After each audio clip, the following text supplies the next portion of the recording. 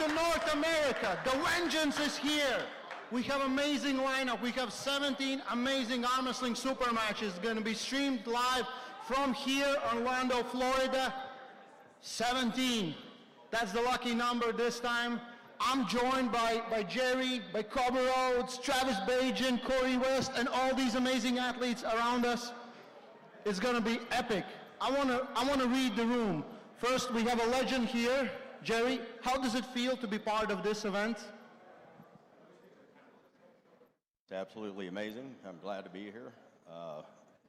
I'm very glad to see the sport in a very fast uphill motion here. It's becoming very, very popular, so I'm glad to be a part of it. What was the year when you first time put your arm on the table?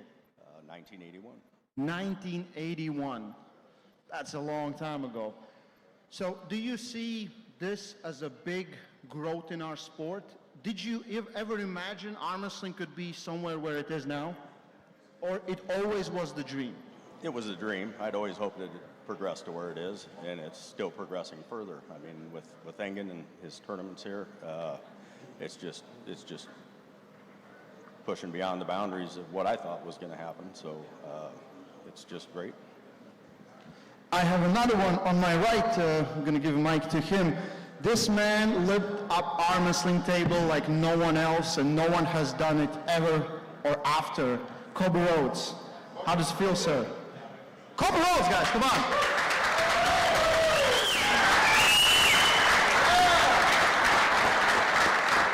Hello, everyone. It's great to be here. Amazing athletes, the cream of the crop in arm sports. The biggest show in arm wrestling is East versus West. I'd like to welcome the East versus West franchise to North America.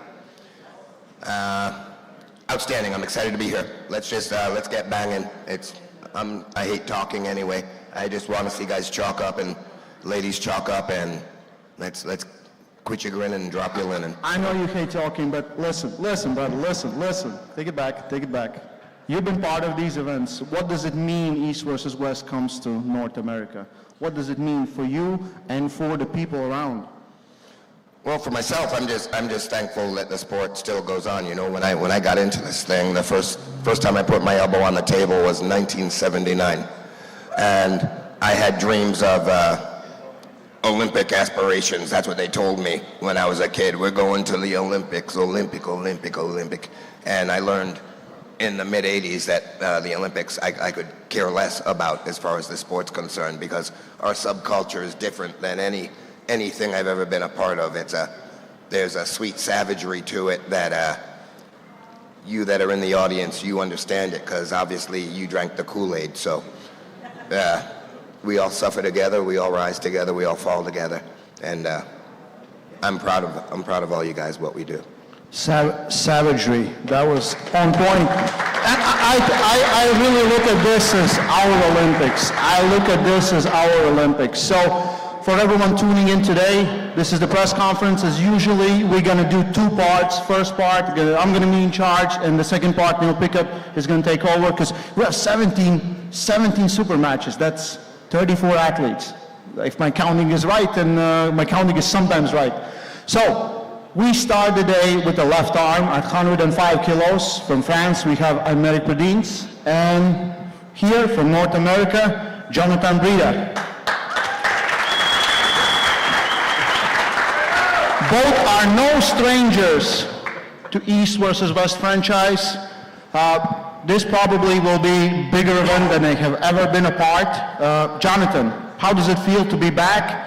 How did you, this means more to you than any other match before, because of this is home country, home field advantage, so much ice. This room is going to be full of North American fans. Yeah, it feels good to be back, Ray. I'm really excited to be able to arm wrestle internationally on my home turf. I'm very excited for that. I got my first dose of East versus West at the second versus Zurab, and I'm glad I learned a lot from that match, and I'm glad to be able to have my second opportunity here and prove that I'm at this level on my home soil. Americ, you traveled a long way to be part of this. How do you feel? You came in late yesterday, but... Yeah, I arrived just yesterday. Yeah. My flight was delayed and I arrived yesterday late. Yeah, it's a long trip to arrive in USA. So I want also to thank all Engin, of course, and all the East versus West team. I'm glad to be here. It's my first time in USA, so I'm glad to be here. Jonathan, seeing him in person, anything changed in your mind? No, not at all. I thought he'd be bigger. Yeah, I'm bigger on photo here. Did you expect Jonathan to be bigger? No, I expect this, yeah. Good shape, but it will be not enough. Yesterday when we talked with both of you guys, Jonathan said you need to be faster, and you said you're going to be faster. You feel confident in that? Yes, I feel confident about that. Yeah, I know he's really, really strong. I saw his recent fights. I think between his first East versus West 2 years or 3 years ago, he improved a lot, and he's definitely not the same. It was already really strong, but now I think he's better arm wrestler. So it will be difficult for me to find a way to beat him. But if he can catch me, it will be complicated for me. Long day, I think. Will he be faster? Absolutely not. Absolutely not? Absolutely not. Yeah. No, not only am I going to pin him in 1, 2, 3, but I'm going to hurt him real bad. He wants to hurt you really bad. He cannot. He cannot? I'm too fast, I'm too smart. Too fast, too strong. Jonathan, you said, you even asked me, do you think he's going to go inside in a hook? And I said, well, if you stop him, if you get him there, and you have seen the matches he's had in past, how do you rank up with that? Doesn't matter. He goes into a hook with me, it's over. It doesn't matter. I want to bring in our expert left arm wrestler, Travis Bajent. Travis? It's about time. Ladies and gentlemen, make some noise in this joint. My goodness. Hey, and let me say, what a pleasure it is to share the press conference with one of my heroes, Johnny Walker. It is amazing that you made it here today. Just kidding. Inside joke. What was the question, Ray? Who do I think's gonna win? I'm still trying to get over the fact that I'm in the first press conference. That means I'm not even a part of the top 5 or 6 main events of this whole card here. So let me get over that before I worry about people that are even more behind me on the depth chart.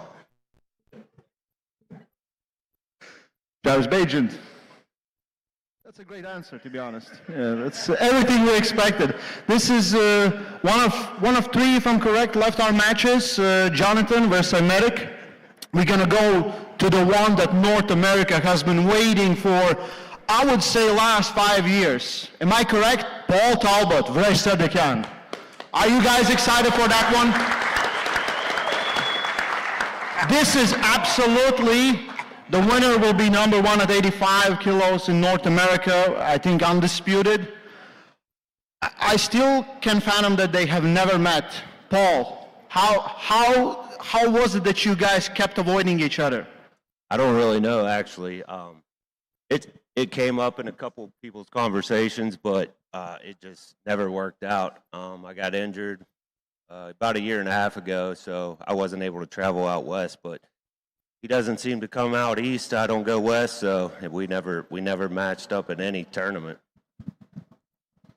Brej, you've been arm wrestling all classes. When you go to any tournament, you pull almost every class with left arm.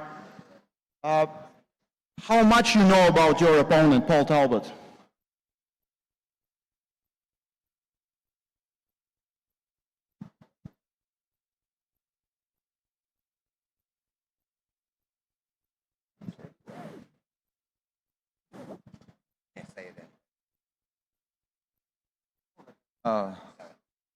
Только я 1 раз видел на пол.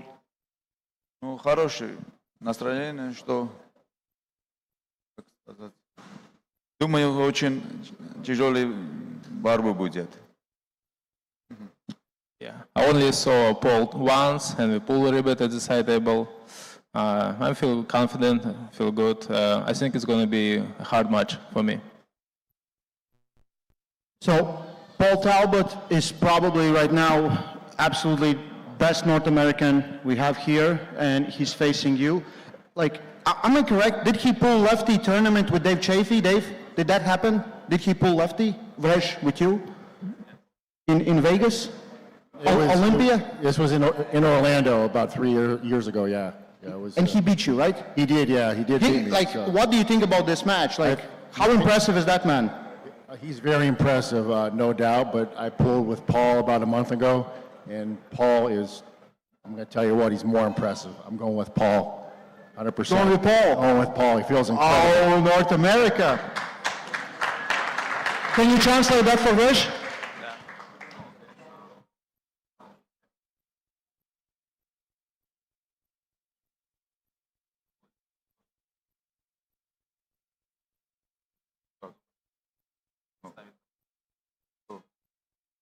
Но Chaffee очень сильный, брат, но Talbot не можешь на Chaffee. Не сможешь. Нет, не смогу выиграть даже Chaffee. Как? Окей, да.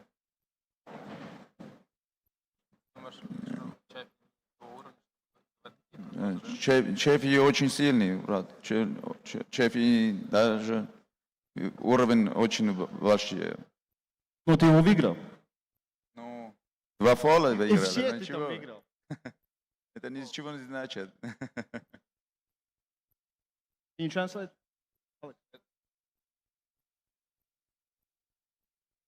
No, say it in mic. Dave actually believes that Paul will take it, right?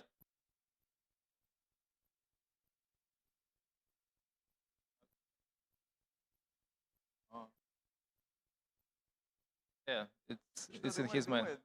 It is what it is. Let him think that, yeah? Yesterday the table will show.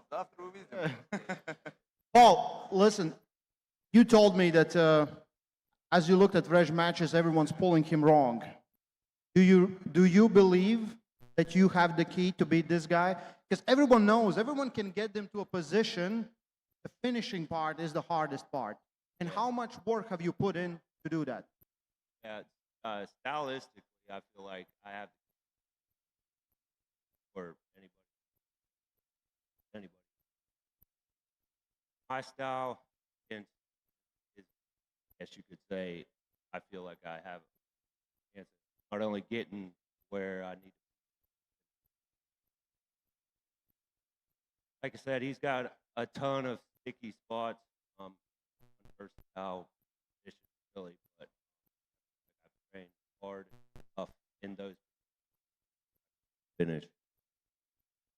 Vrej, so everyone can get you to a position, then you stop them, and then you win. Do you think the same going to happen with Paul?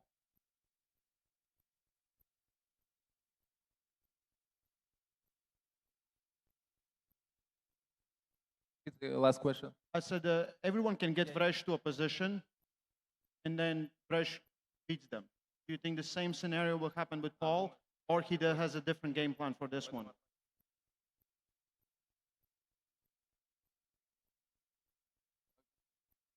Знаю, что сделать.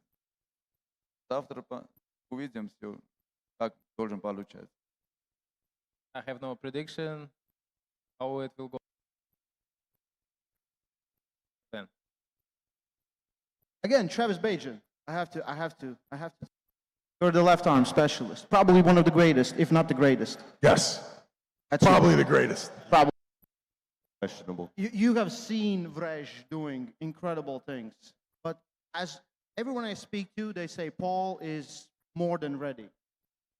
Every human being that I tell that Paul is in big, big trouble because of what I have felt from Vrej. Of course, I felt the problems from this guy too, but this guy on the left, to me, is the best left-handed arm wrestler, pound for pound, in the world. So if Paul Talbot is able to beat this man, then Paul Talbot becomes right behind Todd Hutchings when it comes to someone 200 pounds or under that can actually compete with the best in the world. So my heart is pulling for Paul Talbot, right? If you are a United States citizen, you are pulling for Paul Talbot. But I'm not putting my money on that. No way. So congratulations for the match happening. Good luck to both of them, but this is a very steep hill to climb. So good luck, sir. This is an amazing match. Wanted to see this for so long, and we're going to see it tomorrow. We're number one in North America, and very close to the best planet. Talbot, very steady. We're going to move over to the ladies. We have Alexandra and Elizabeth. Elizabeth, this is second time on East versus West. What has changed since your first appearance? Hey, I've grown a lot last year. I've buckled down, changed it up, and changed up my training tenfold. So, What is your aspirations? What do you want to achieve? I mean, I already achieved the number one in North America the past 6 months, so we're just going to go international for now. So this is just a stepping stone to where you want to be back internationally and try to fight for the best of the planet. Correct, everything's a stepping stone. Alexandra, first time on East versus West stage. How do you feel? I feel good. I feel confident. I'm very happy to be here. It was the first match of my life.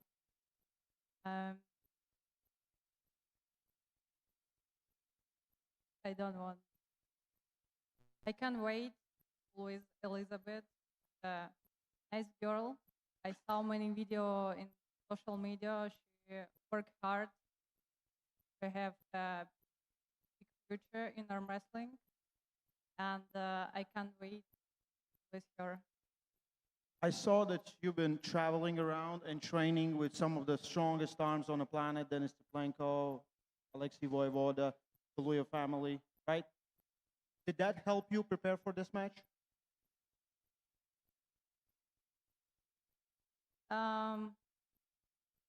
They share with experience, and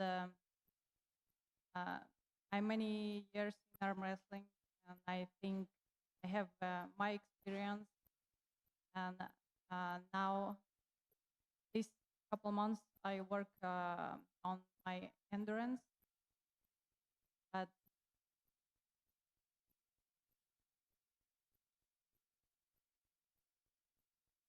Hunter, stop distracting us, okay? Stop distracting us. Nothing new gained, but I get a good quality table time for the last. So, Elizabeth's aspiration, she is number one in North America. Are you trying to get seriously into super match arm wrestling now, Alexandra? can you say again? Are you getting more serious about pulling super matches now and doing this more seriously? Because she's number one in North America. Her goal is to be number one in the world. What are your goals?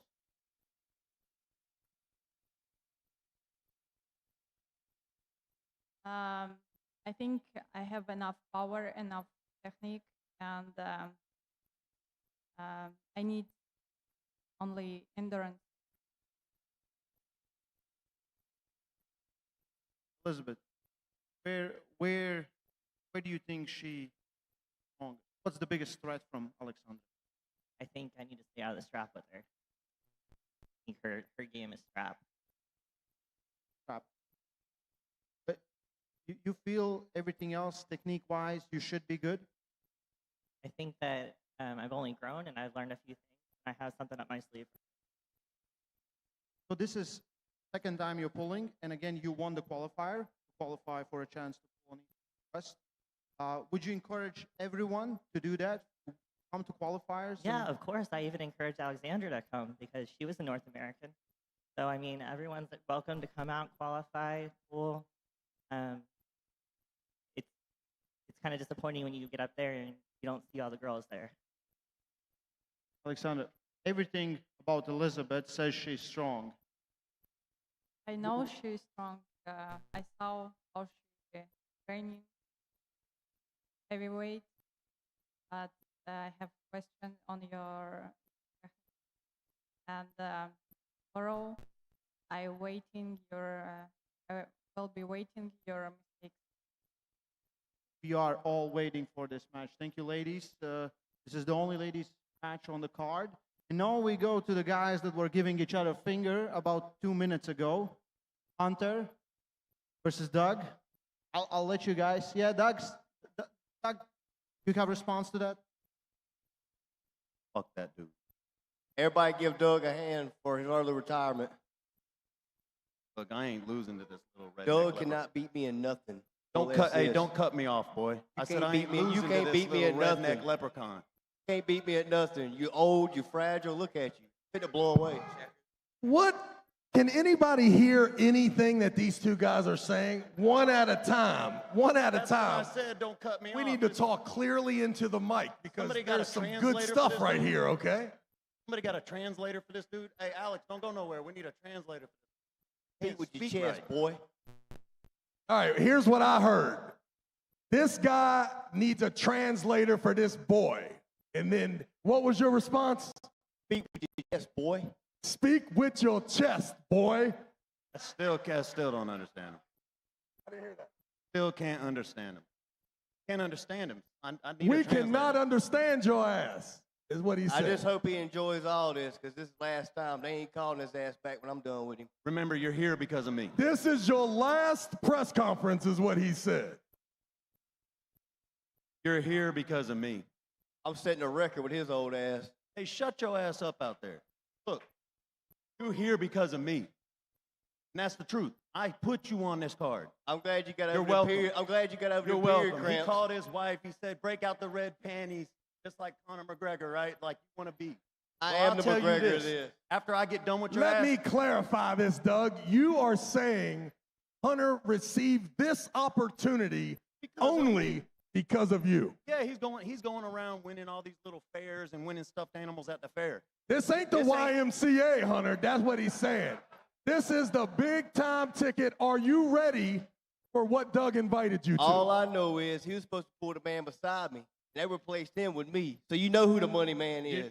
Because they have that match already planned for the next one. Because they know I'm going to run you over. You know who the money match is. It's me. I hope you enjoy all this fame I'm giving you. When I win, I'm going to drop the mic and say, I'm not surprised, motherfuckers. You had your run. It ain't happening. You got it all the way and could never It win the ain't title. happening. I'm here to save the North Americans. You won't ever forget. You'll get cold chills every time they bring my name up after tomorrow.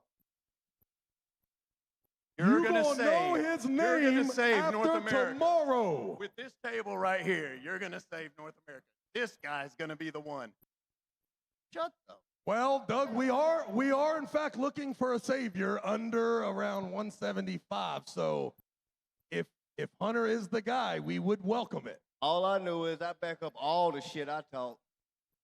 Travis, we need a savior too. You didn't really save it like you were supposed to either now.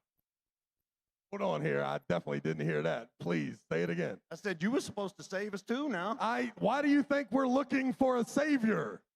If I was him, I would tell you there's no reason to look for him.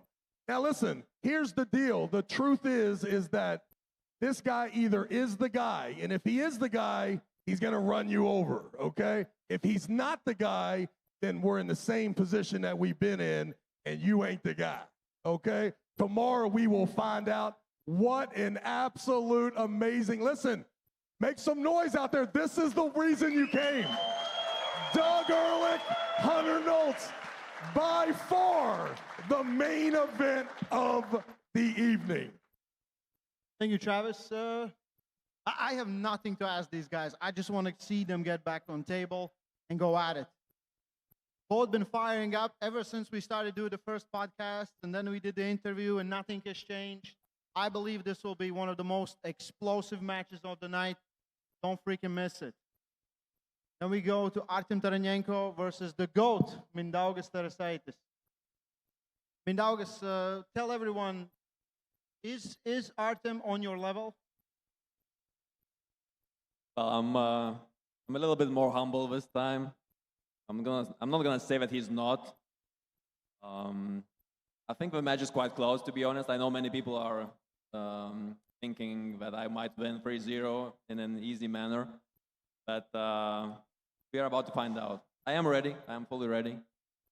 And I don't really even want to talk too much trash this time. I know that Artem almost doesn't take it too well, so I want to back it off a little bit. And the truth is that I don't even need him to be crumbling mentally. I can beat him physically anyways. So, yeah, whatever. I appreciate it, my dogs. I appreciate the concern for my health. First, I want to thank Doug Ehrlich because he's also the reason I got the super match. So thank you, Doug. I appreciate you. I appreciate Doug's you. putting everybody on this card, baby.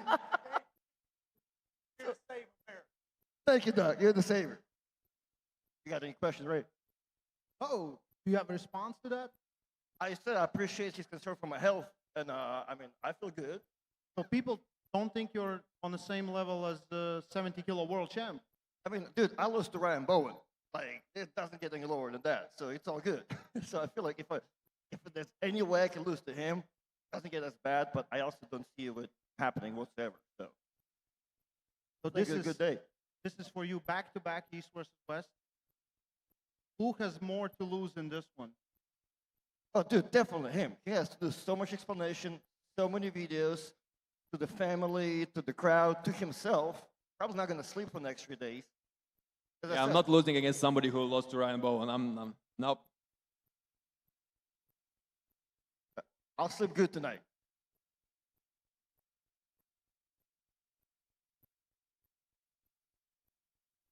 Oh, man. Yeah, you guys been going at it as well. Like, I like this duo of Hunter and Min, that Doug and Artem. We are the winners. Winners. Hey, listen. Y'all two here because of Doug, all right? So please thank him first.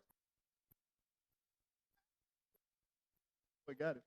Artem, you're just too slow, and Doug is too fragile. You mean mentally or physically? It's professional there. You can't be offending me on all the levels, my dog. Come on now. I didn't hear you. Minda, do you think more pressure is on you? Only because Artem lost to Ryan Bowen. Only because of that. Otherwise, I'm good. A big milestone in my career. I want to hear again from Travis. You and Minda had some exchanges. Yeah, listen, guys, he's intelligent, but bit of a smart ass over there on the left there, just letting you guys know. The guy's sharp, and this is maybe the next generation of this East versus West that I would hope that as Americans, we are trying to eliminate as much as possible. So what we're getting is a superstar at the 160-pound category against our national champs at 190. So you must understand the pressure that is on Artem's shoulders. We can't have the foreign champions coming over here and weighing 20 pounds less than us to get the match to be close. So just make sure that you keep that in mind. There's not a lot to win for Artem, but there's a lot to lose for the American arm wrestler here. So I will be viciously rooting for my guy Artem. I just hope Travis can win his match now. He really needs it. Yeah, we're gonna go to. I'm gonna go to Mindaugas as a left arm expert. We're gonna talk with you and Tori. Right now, let's move forward. We have Dave Chaffee, Frank Lamparelli. This is at super heavyweights. Frank Lamparelli is going up. We see him pulling Michael Todd. We saw him win against Matt Mass. How do you feel traveling all this way? Very simple. No worries. No worries, my friend. No, one of the most difficult challenge of my life. David, Angel, very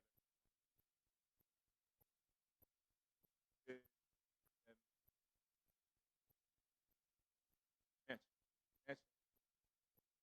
Know that, but I wish very.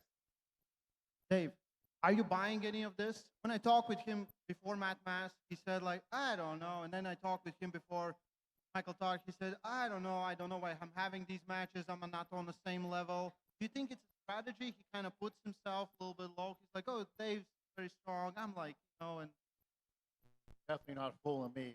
That's match versus Matt, match versus Michael. Impressive showings in both matches. Definitely deserves to be here and pulling where he's at. I'm just looking forward to putting on a good show tomorrow night. So, for the longest time, you have been close to the top world of arm wrestling. Right now, past 2 years, you've been super active, but also the injuries you had kind of made you lose more and more matches. Is this coming back where you want to be? I guess we're going to find out. Like last couple of years, and stuff. Yeah, so my training this time around has been pretty good. I feel pretty strong. No excuses. Frank, do you believe, we have seen that Dave now has the press, so your main attack is top roll, you attack the hand. Are you worried that if you get the hand, you still can't finish the match?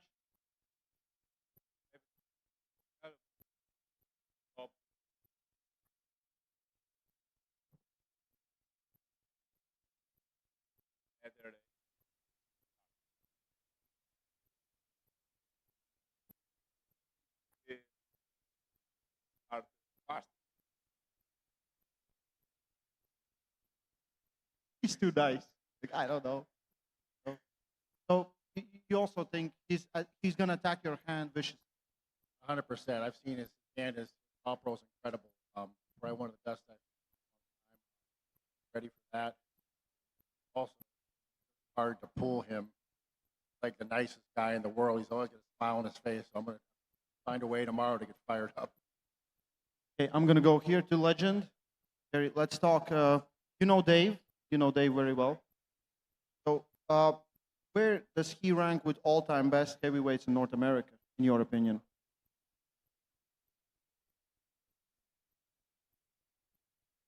Right. Tough match. Although,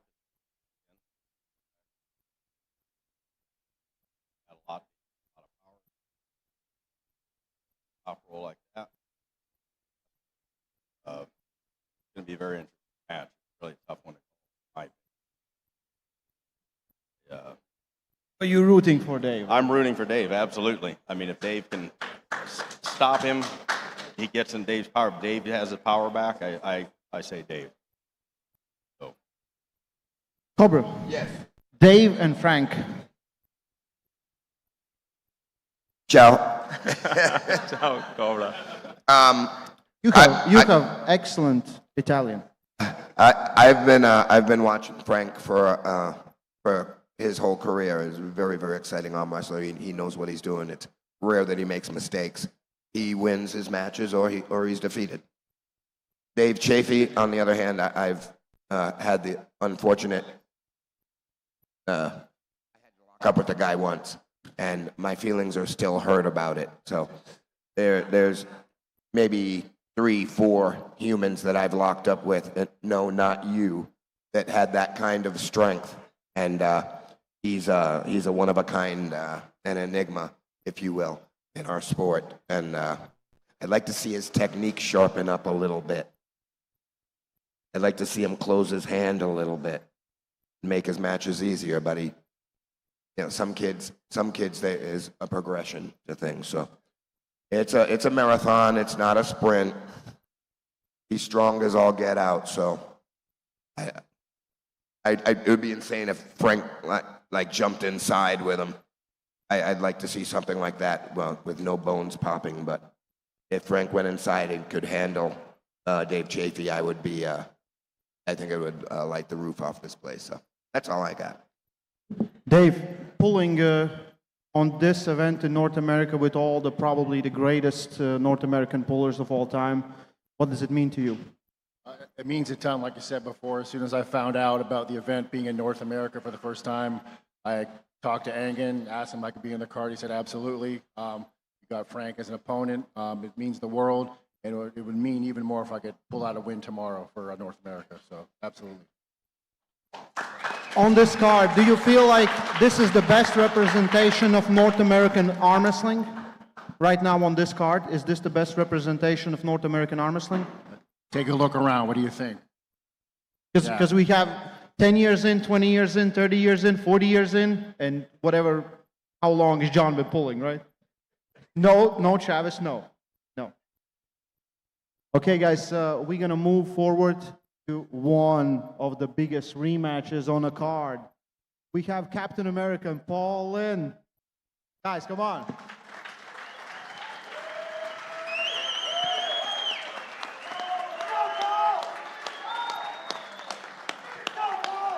And we have one of the greatest to ever do it at middleweight, Rustam Babayev. Come on, guys.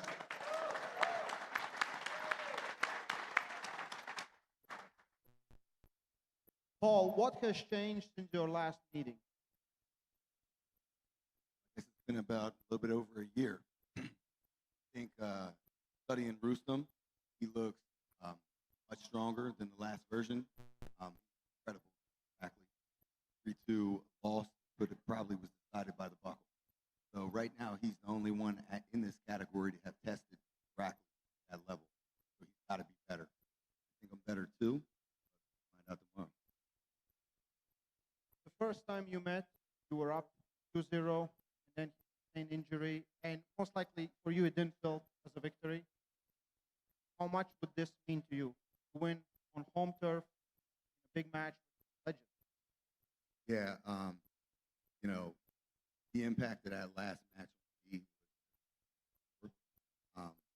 nobody wants to win a match now, especially not a title match. So in my mind, that title never happened. My opportunity, I know Rustam, especially being up. Rustam, how do you feel? Are you ready for this match?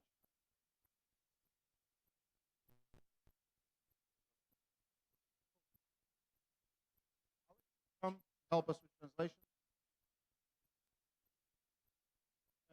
We have Kurdeche. Come on, guys. Let's give it up for Kurdeche.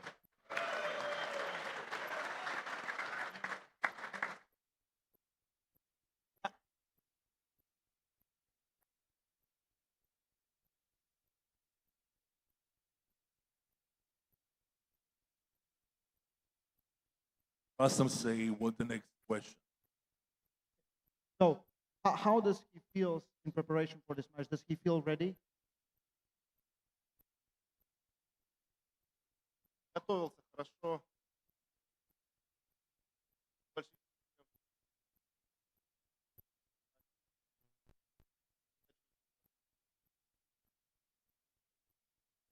Prepared.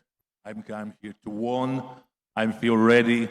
Will tell the stories about long trainings. I just want to win.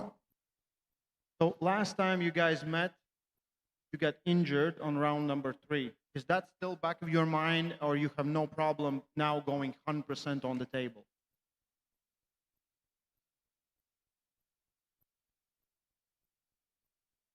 Форма на 100%. В принципе, уже не так переживаю за травму, как раньше. Бороться на максимум. Все было хорошо. I hope everything will be fine without any injuries. I feel myself like 100 prepared, but table will show. I will do my best. Paul, do you have strategy changed, or are we going to see a hook battle? We'll be in a hook. At least maybe a couple variations, but we're going inside.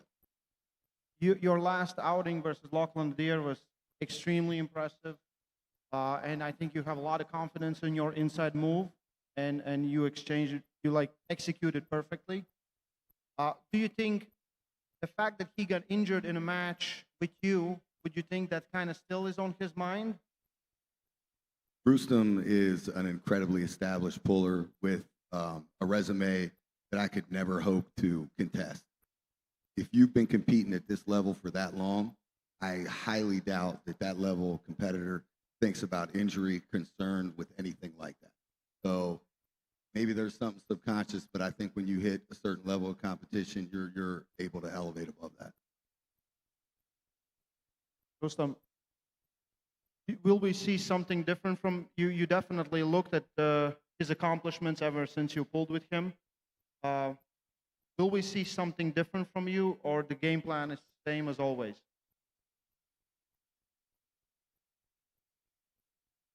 Я думаю, это говорить сейчас рано.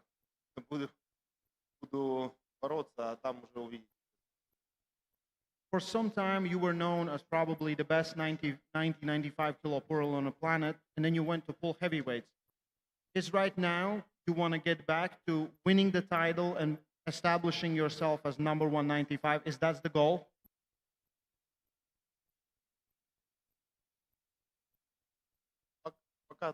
Пока своя, а там уже посмотрим, как я буду уверен в своих силах. For now, I want to one with Pauline in to be the strongest in my category, and in the future we will see how it will be. Now the aim is Pauline. Paul, East versus West, North America, vengeance. How does it feel? Are you excited? Are you ready? Are you taking it all in? Buddy, I'm beside myself. I think this moment has been a long time coming. There's a lot of blood, sweat, and tears that went into this from Engin and Don and everybody involved in CORESPORTS.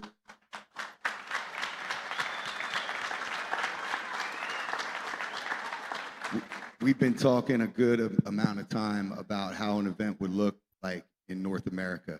And this is the flagship event with some of the greatest pullers of all time and legends like Cobra, Johnny Walker, Ron Bath, Jerry Janning. Like, it doesn't get any better than this. And I want to thank every one of you guys that came out here, got VIP, the expensive tickets, the $50 tickets. You guys are making this happen. We're here because of you.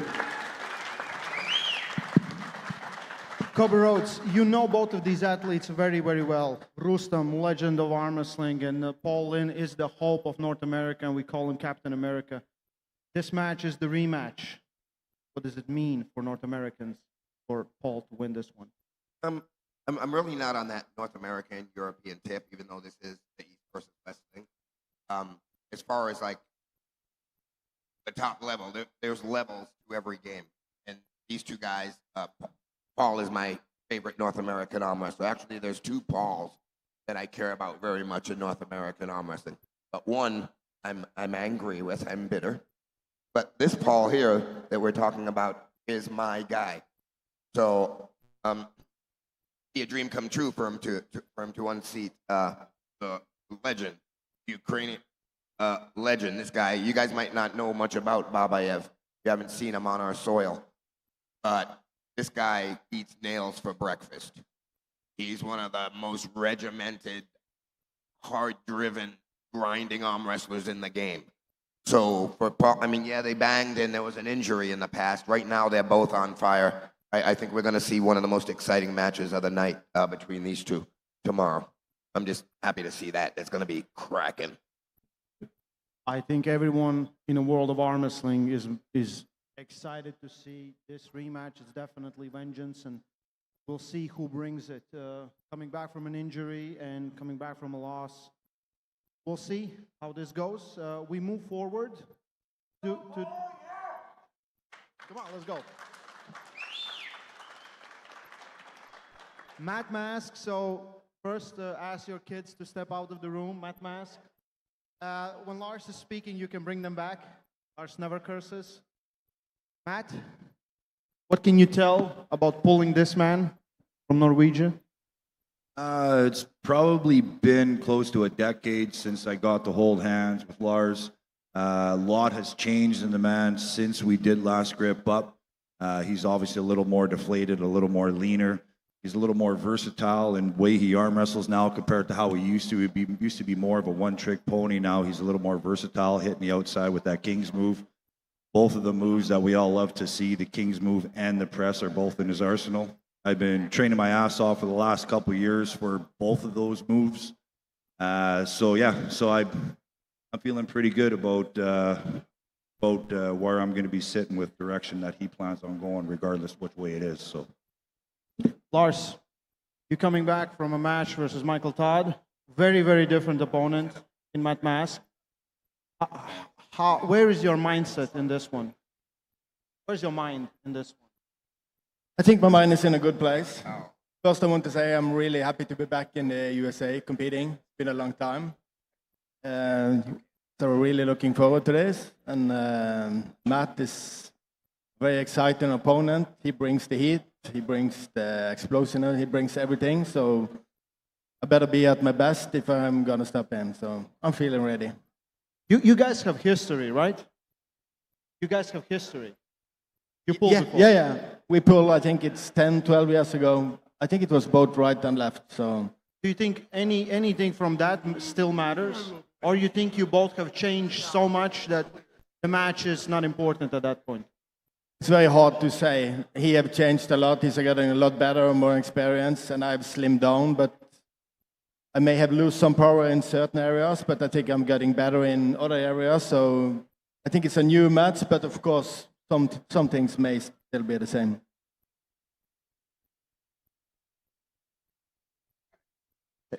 Yeah, Matt, history doesn't matter?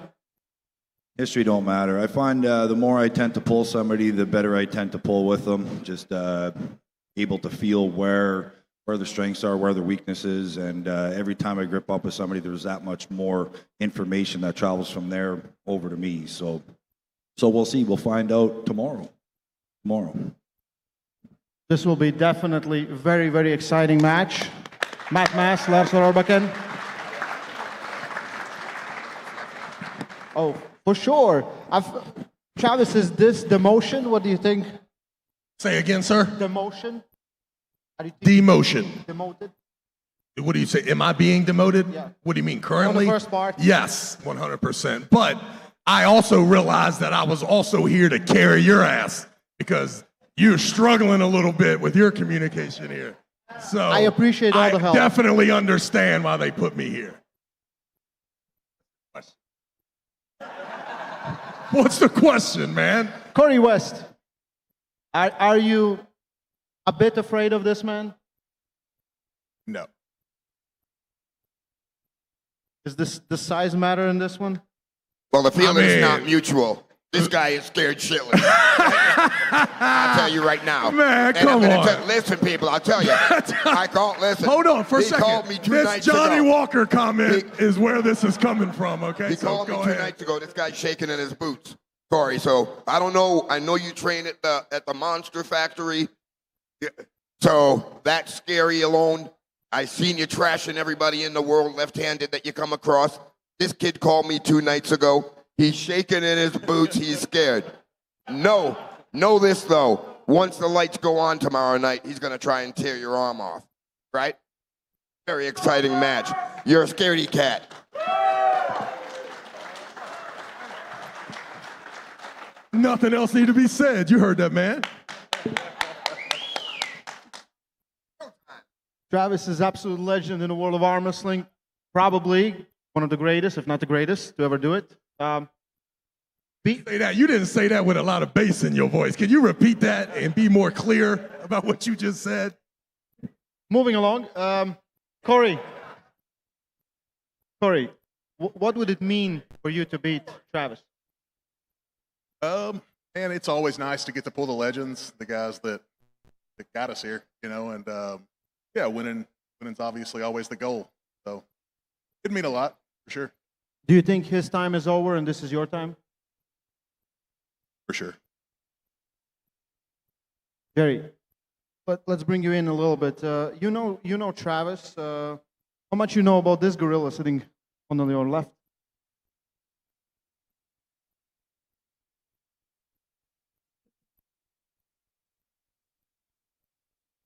He's strong Let as me hell. help y'all. He said he's strong as hell was his comment. You were talking about him, right? Not Travis. Him. Okay. The guy that I feel like a 5-year-old sitting next to. What can you tell us about Travis Bajan? Travis. Wow. Well, you know, he's been out for a while, so we'll have to see what he's going to show up with. Oh, he's got a hell of a left, but we'll have to see. He's facing a mountain here, I think. So I'd never underestimate him. Let's put it that way. I'll never underestimate the man. So it's going to be a good match. So I'm looking forward to it. I want to bring in our expert, Mindaugas Tarasidis. What can you tell us about this match, and where do you see the chances of Travis Bagent in this one? Is this on? Can you guys hear me? Okay, great. Yeah, so since I am the expert on Travis' victories and losses, this time I can really see that Travis is in a big trouble because the 200-kilo man here is not going to be stopped. Travis is in trouble. So, I did not hear anything. I did not hear anything this guy said. What did he say? He said Travis cannot be stopped. Oh, my man. That's my man, boy. No, listen. Let me help you guys. Can you hear me in the back? So just pay attention here. Look around the room, okay? You guys have been here, most likely, most of you for 48 hours, 72 hours, camping out there, waiting for your cool hero to show up. When you look around here, there are 30 bad dudes. Some of my heroes are here. But do not forget that I am by far the coolest fucking guy here in this whole weekend. So, hey, congratulations. You guys get to witness it. I am going to tear this place up tomorrow. So you guys, I think we're the 5th match. So just know it's going to go downhill after that. So I am so impressed with our arm wrestling world right now. The media, the cameras, the cash, everything about this says that Ingen Terzi, East vs. West, CORESPORTS, even Coach Ray is up here killing it. Ladies and gentlemen, thank you. Can I end the press conference? The press conference is over. Corey, your ass is grass.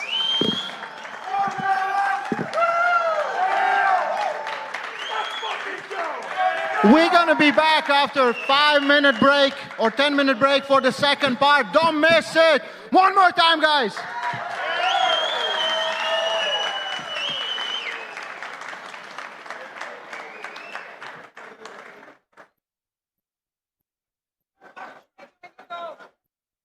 Take your water bottle with you when you go. No, don't take your water bottle.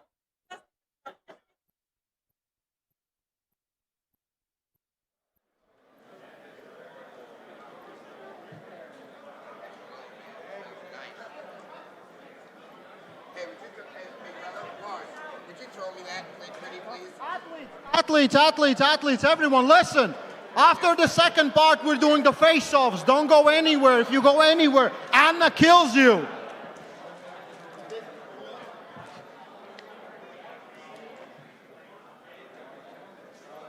No, they're supposed to stay. You're sitting the next one too, Cobra. You're sitting again.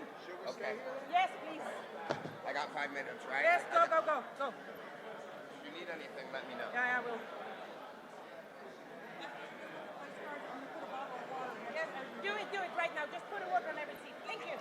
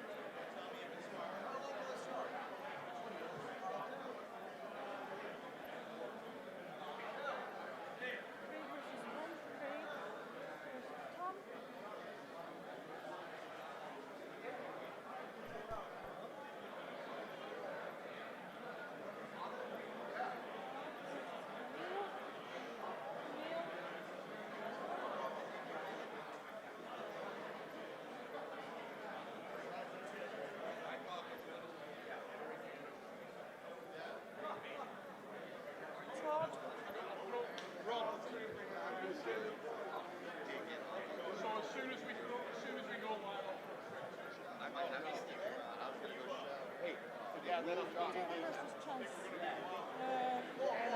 leave them, listen, don't touch them, please, don't touch them. Don't touch them. Devon versus Chance. It's Devon versus Chance.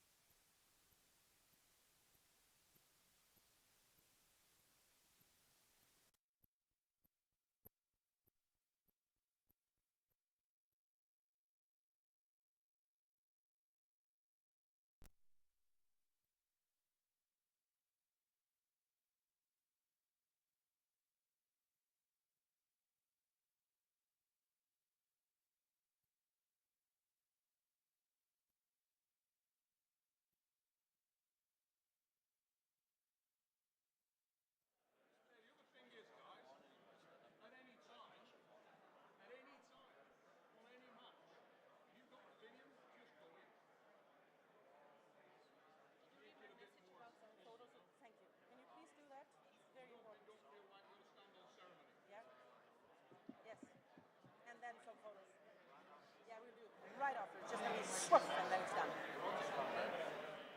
minutes. 5 minutes. Literally 5 minutes. You are not wearing your sponsor t-shirt. Yeah. Good. T-shirt. Why are you not? Okay, go sit. I asked them to turn the speakers Sorry? in, so maybe we can hear better, because we can hear shit on the last one. So I was literally guessing that. Because, yeah. Kerry! I can't hear what you're saying. I love it.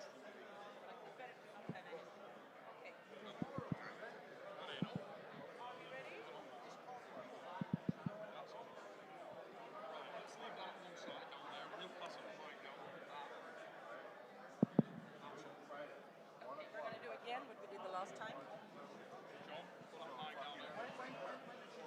Hello?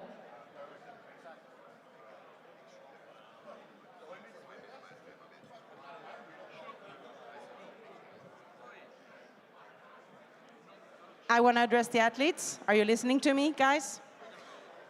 Hello?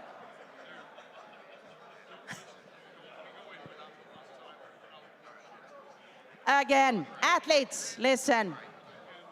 Guys, listen, please. I don't want to see the phones on the table at all during the press conference. You're not going to look at your phones. It's 1 hour without the phone. You have to obtain. Put it in your pocket if you can't let it be, okay? No phones during the press conference. Not even like a little Pornhub. No, not even like a little. Thank you. God. I got to tell you, that's bad.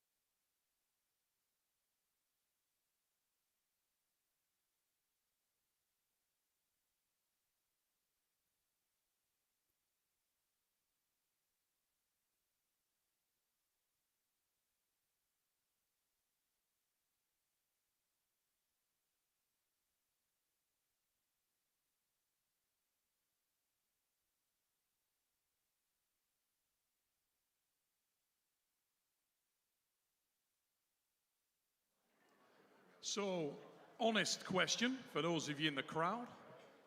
Is it just me that's hot, or is it really hot in here? That's really comforting, because I'm getting old and I figured I may be menopausal. But that's all right. Ray, it's hot.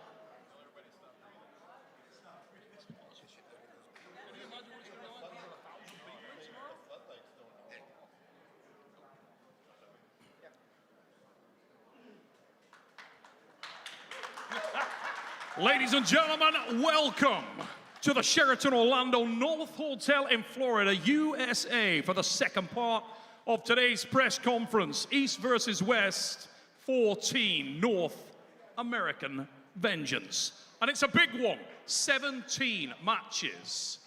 We have 12 nations represented, and genuinely, and as always, some of the very best arm wrestlers in the world right here, and I am surrounded by them, not to mention the legends of the sport right on my shoulders. Arguably the greatest top roller we've ever seen in Andrew Cobra Rhodes. There'll only ever be one of this guy. If John Brazin could never have been invented, this fella may be the greatest arm wrestler of all time. He is legend. He is Rombath, and he's right here. These fellas will be helping give me some insight onto today's matches. It's going to be unbelievable, and we are going to start things off with a man that you're all very familiar with because he ran the first part of the presser, Ray Liepiņš. And he will face Ryan Belanger, sat right over here. Ryan's first time out here in the United States of America. I'm going to start with Ryan. Ryan, welcome to East versus West. You got the home crowd advantage, but we spoke a few minutes ago, and you said you felt like it may ease the nerves to go in first. How are you feeling one day out from the competition? Can you hear me? I feel great. Just honored to be here. All these legends.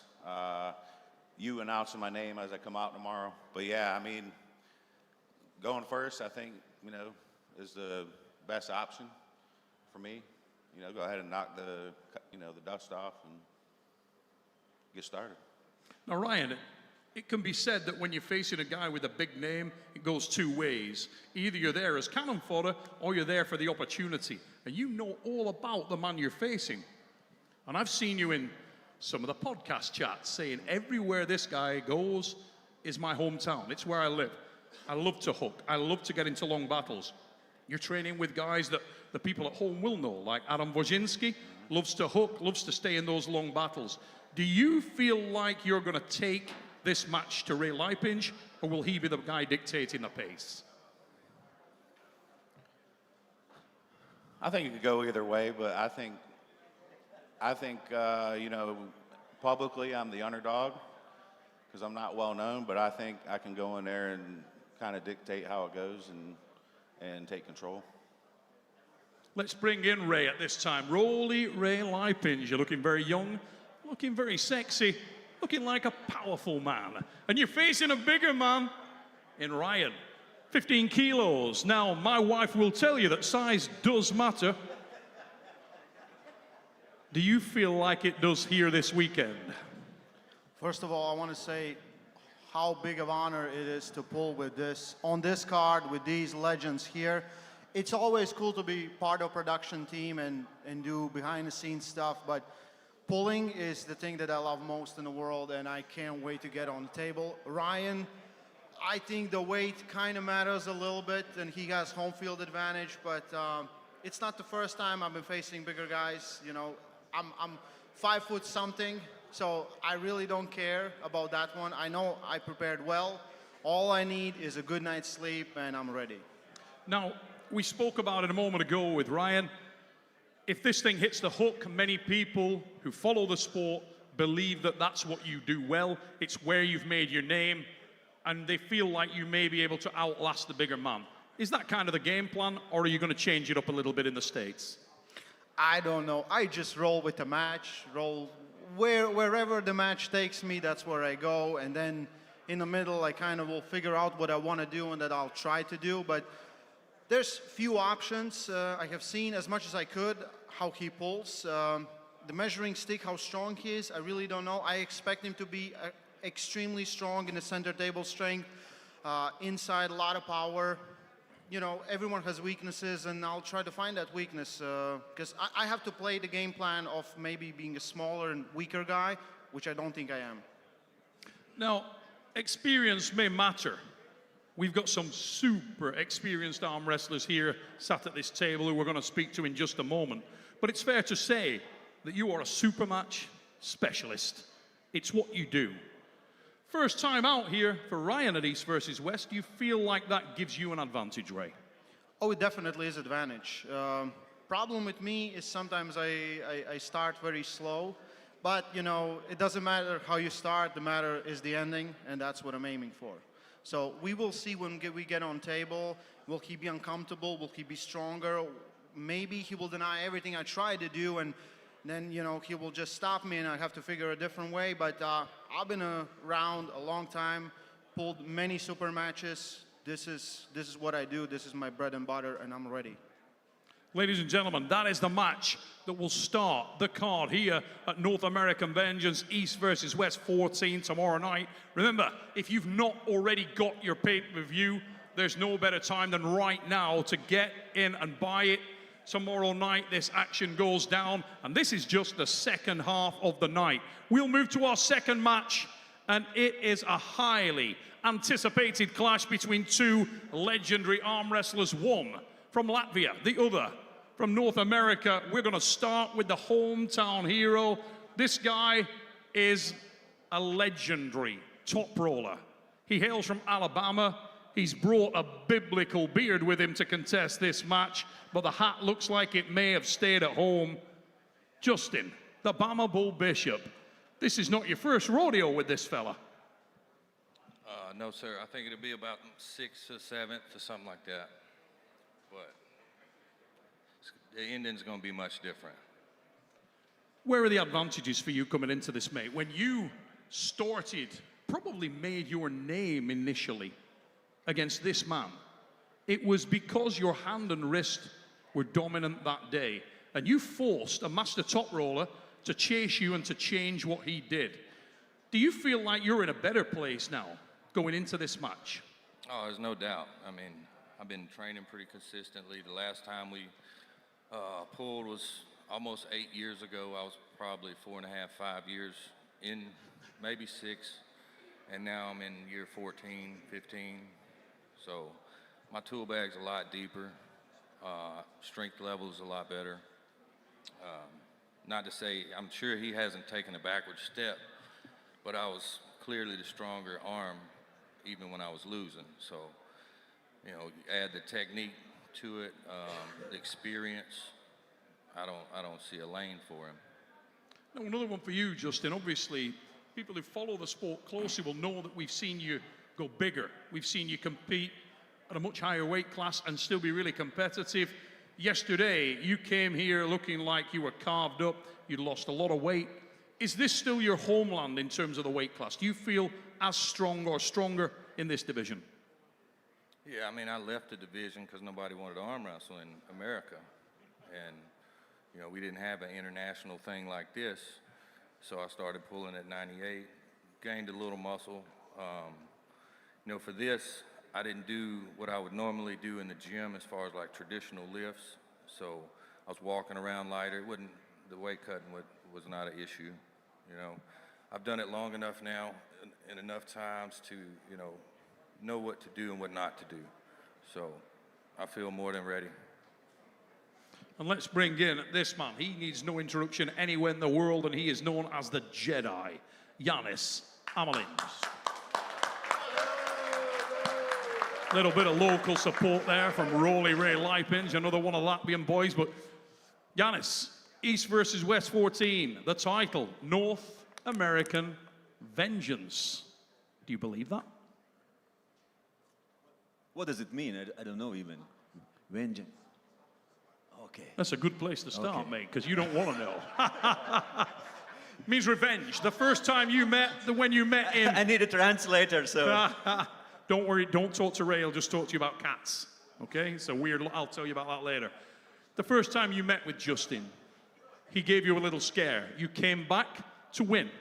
You met again in the World Arm Wrestling League. You managed to win. Is that something you can repeat here in front of a North American crowd? It seems like more we pull, it gets better and better. So I hope it will stay like that. And I lost very first round we pulled.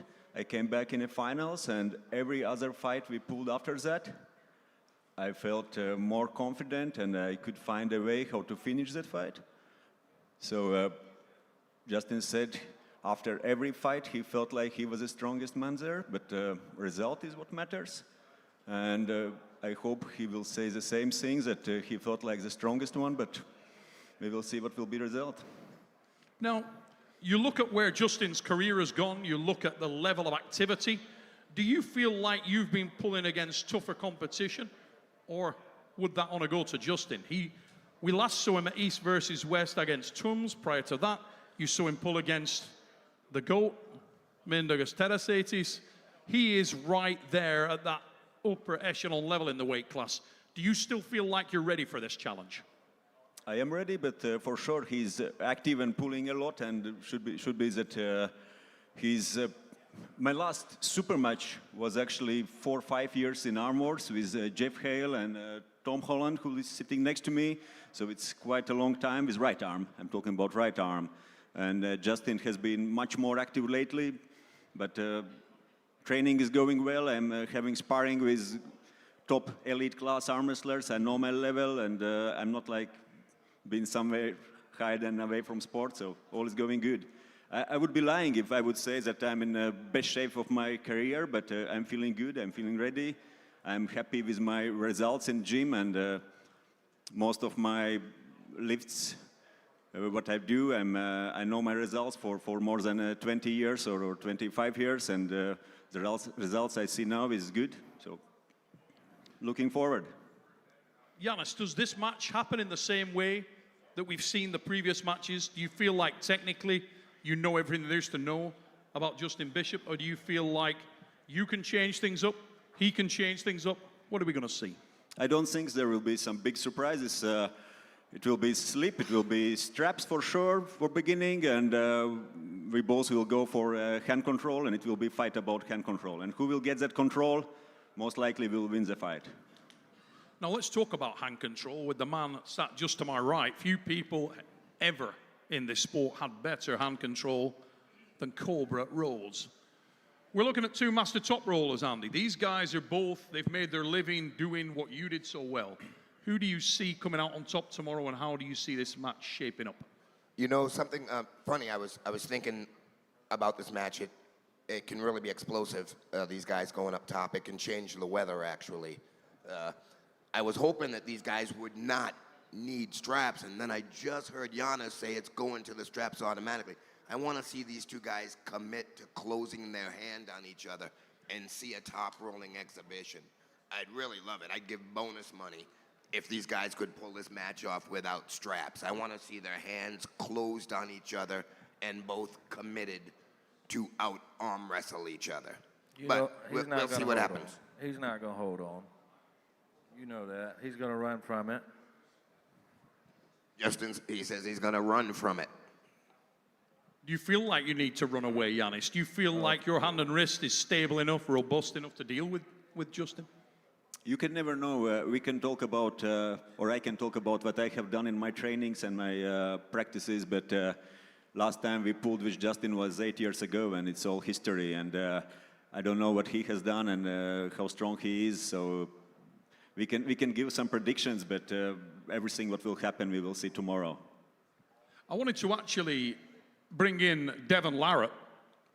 He was in the room that day when that went down.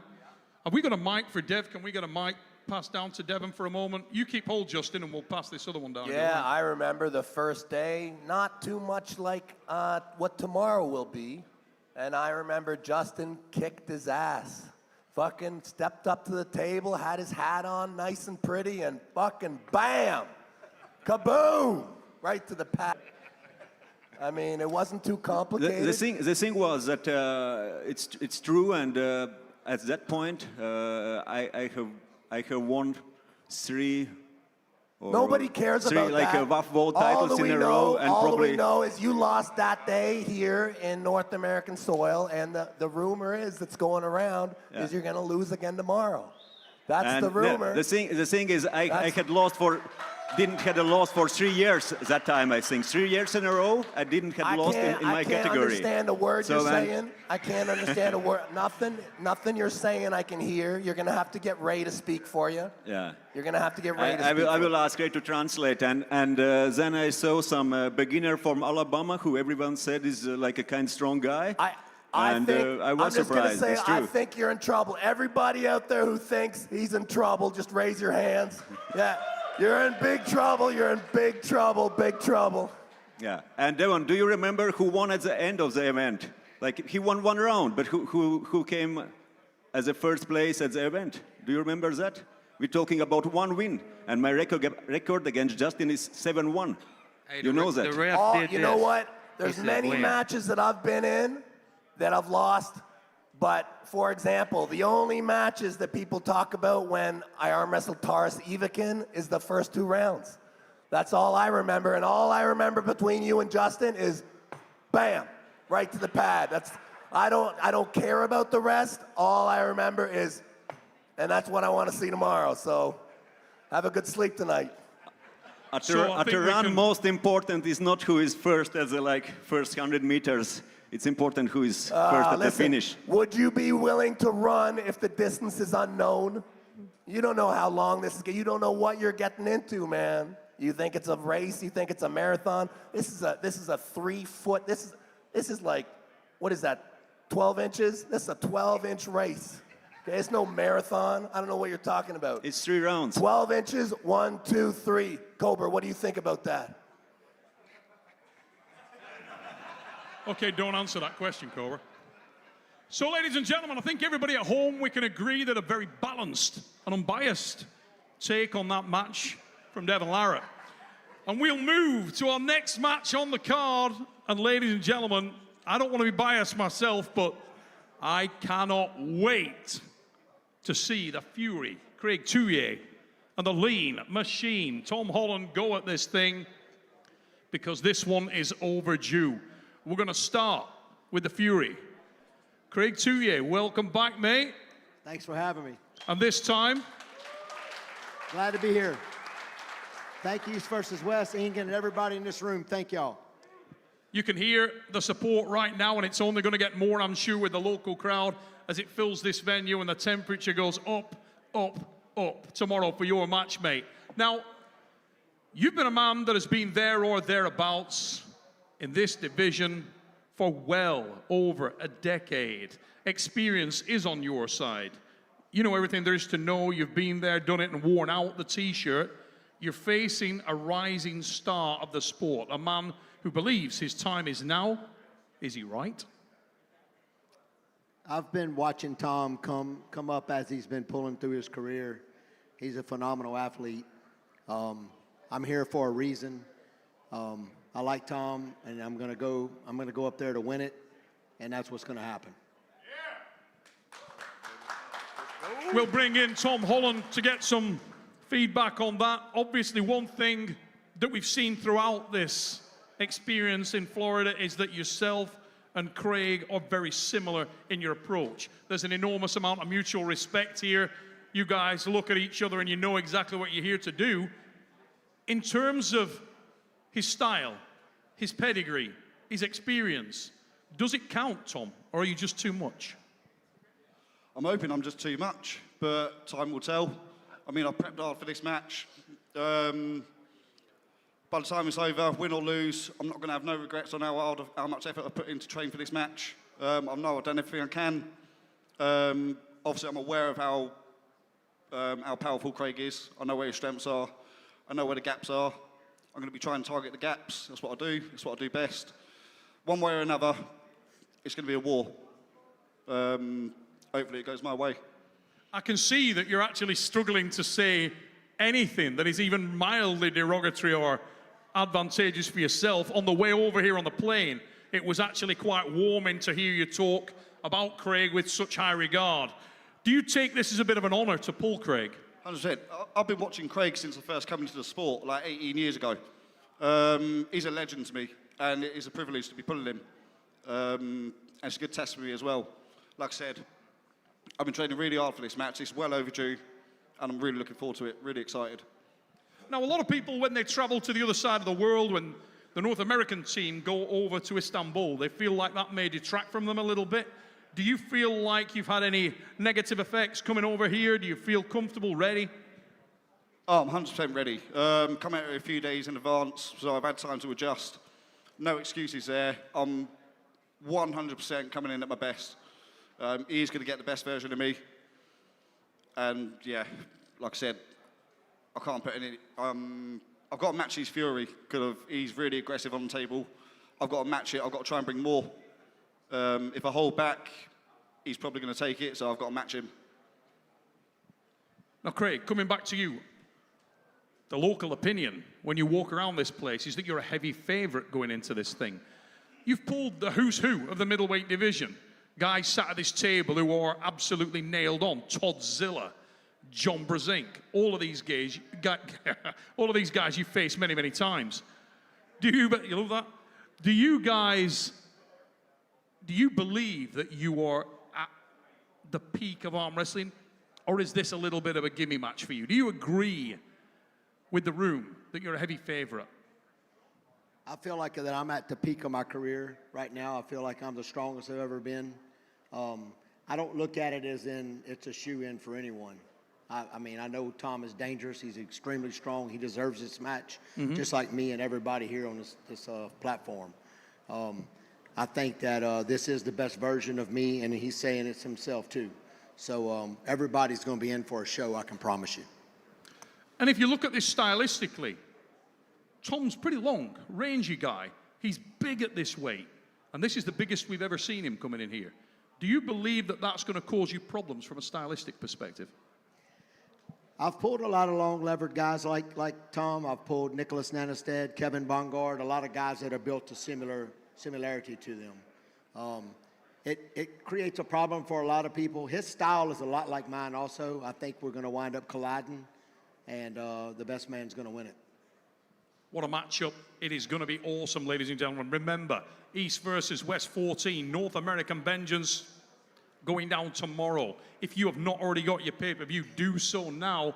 You will see the match between the Fury, Craig Touye, and the Lean Machine, Tom Holland.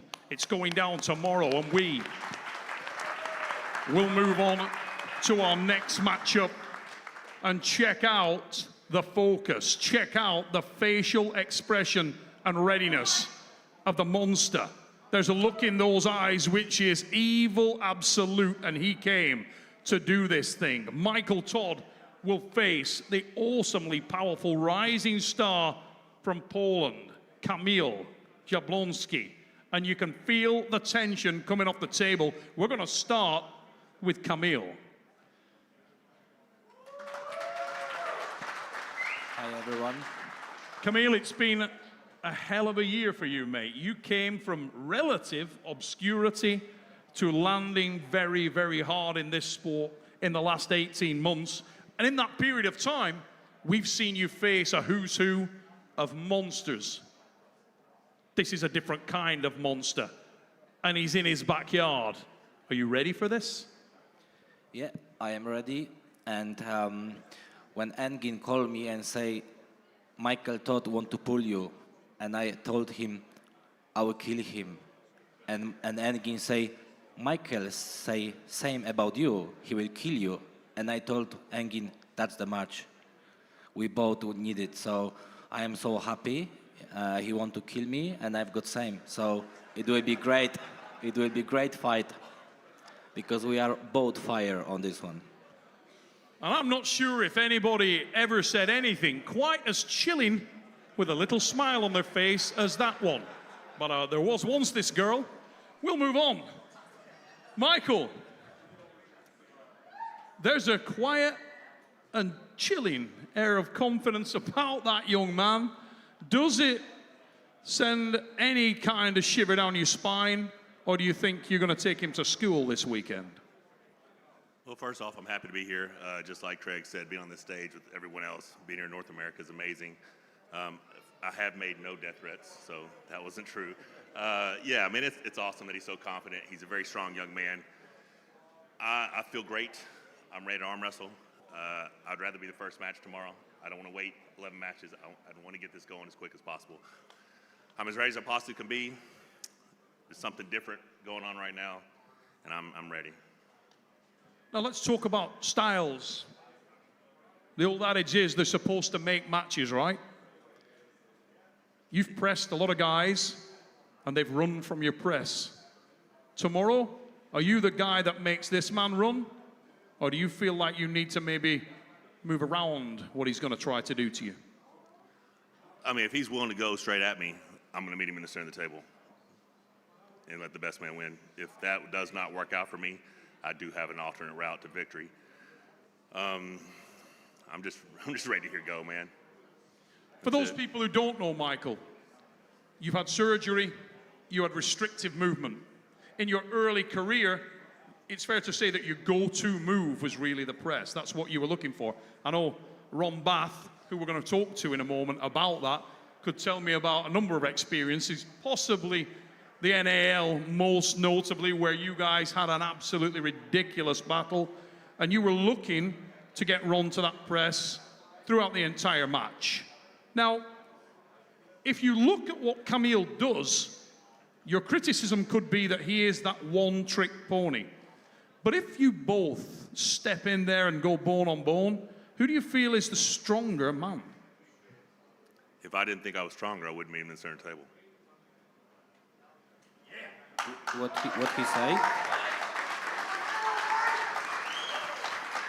What did he say? What did he say? He said if he didn't feel that he was stronger than you, he wouldn't meet you in the center of the table. Okay, let's see tomorrow. You know, Michael, in the past, you maybe forgot, but the matches which you lose with the flop press, and that's not good sign for you. Yeah, those days are gone. Yeah, so, but like I promised, I will try don't do the flop press. We will see if I am able to beat you different way. Okay, so you promise you'll do the flop press, or you're going to do something different? Because yesterday you said you're not going to do the flop press. So you're just you're keeping me guessing, me guessing. Okay, cool. Gotcha. Yeah. I will try beat you another way. If you are super strong, then I will end up in my best gun. Awesome. Hey, man, I'm looking forward to it. Super strong young man. I'm ready to arm wrestle. I don't know what everybody's faith is in here. I'm a wholehearted believer that I can do all things through Christ, and I'm going to show that tomorrow. So.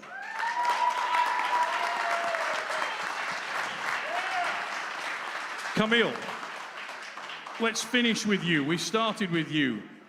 Once again, you can hear that you are in unfriendly territory. When it comes to the fan base, you've been there before, and rarely you've lost. Do you feel confident going into this match on Saturday? You know what? I think America loves me. I haven't lost anything here, so I am very confident about this match. And I think Michael don't understand that now is new level of our wrestling, and I am one of these guys who putting up the level. There's a new level of arm wrestling, and Michael Todd doesn't understand that. He says he is back, but he need to be back more. I was talking to Devin. What did he say? He said that there is a new level of arm wrestling, and Michael Todd does not understand that. He represents that, and tomorrow you will find out that. Exciting Any times. response? Exciting times. Exciting time, says the monster. Let's talk to the legend Ron Bath, ladies and gentlemen. He sat right here. Now, Ron, you haven't faced Kamil Jablonski yet. You're waiting until you mature. But it's fair to say that you have had a few go-arounds with the man who forgot to shave this morning. Who do you think takes this and why? Well, definitely, we'll go to Kamil first. I've watched him in a few matches. The guy is extremely powerful. He presses in immensely. Just watching him makes my arm hurt. But as Neil says, me and Mike have had quite a few battles, especially the NAL was a freaking war, but that was a different Michael Todd. Both these guys are monsters. I think a few years back, Mike had depended on one move, and then he got an injury, got repaired, and I think over the last years better since his injury, I think we're going to see a new monster Michael Todd. He's gotten away from the one single move that everybody was taking him for. He's more to what I used to pull, multi. He can go different areas, and I think we're going to find out that tomorrow. And you're going to see a different fight in Mike. Mike don't want to lose. Well, neither does Camille. This is going to be a war. Ladies and gentlemen, we've heard the opinion there of Ron Buck. I want to also speak to another man sat just a couple of seats down to my right. This young man is pretty much everybody's hero. John Brazin, ladies and gentlemen, the perfect storm, the greatest man ever to put his elbow on an arm wrestling table. He's sat right here, and he is very, very familiar with these men who are going to contest this match. There is a real edge about this match. Michael seems very different. He's a guy that's known for heart, John. He's a guy that's known for going deep when it matters. Do you believe that Michael is still right there at this level of competition? For me, it's going to be about commitment. It's going to be who gets there first. I mean, both these guys are definitely press-wise, inside, got the power to press the other. It's who really honestly believes in themselves and is going to commit and gets there first. And that's the match for me.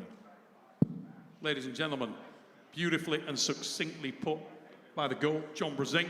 And we move on to our next match. Buy that pay-per-view and you will see the monster. You will see Kamil Jablonski go straight to it. Tomorrow, East versus West 14, North American Vengeance. It's on. We move to our next matchup, ladies and gentlemen. And another man who won't be getting a shampoo sponsorship anytime soon. Toddzilla, Todd Hutchings in the house.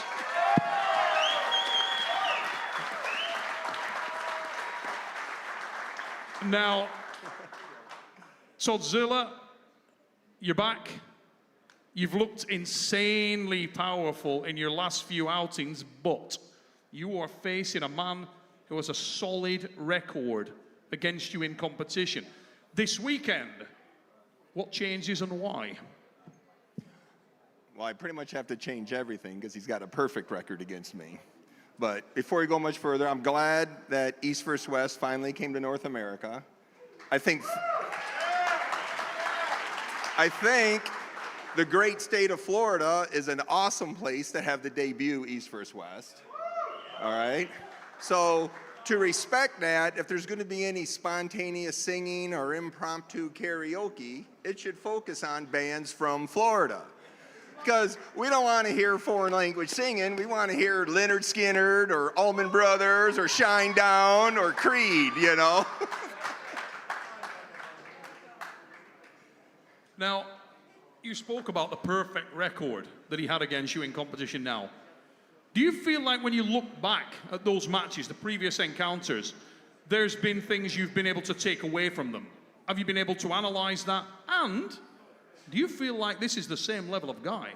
Because there's a few chinks in his armor recently. Well, the chinks in his armor are against some of the greatest people in the world. And I didn't really study my matches too much.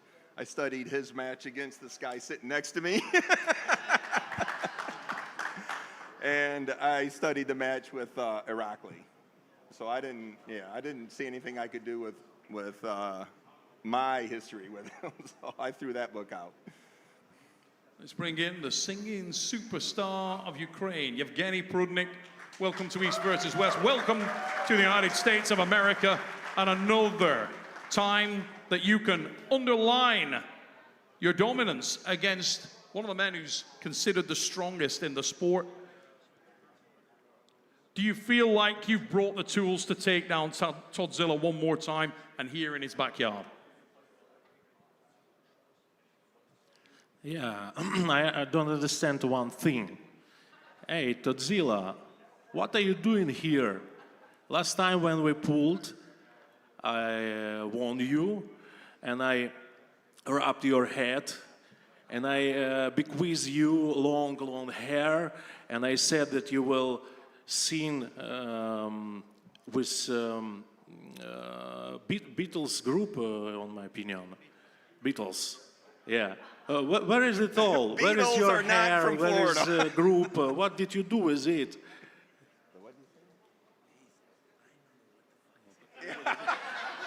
What'd he say, Ray?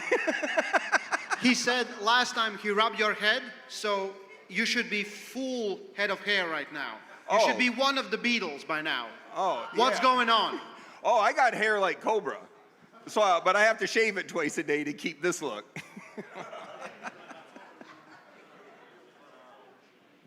Okay, I understand. Don't worry.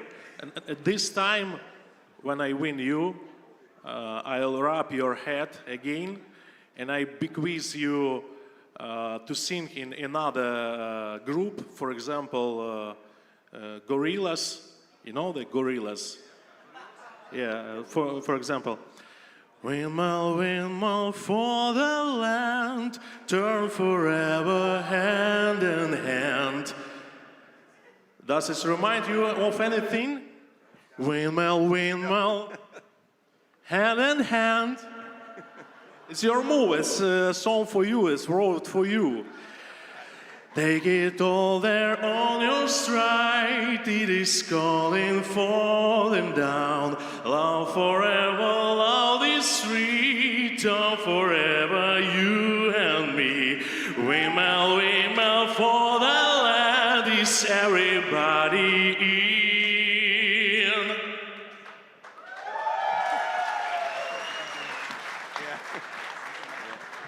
By the way, did you know that Todzilla goes to my vocal lessons?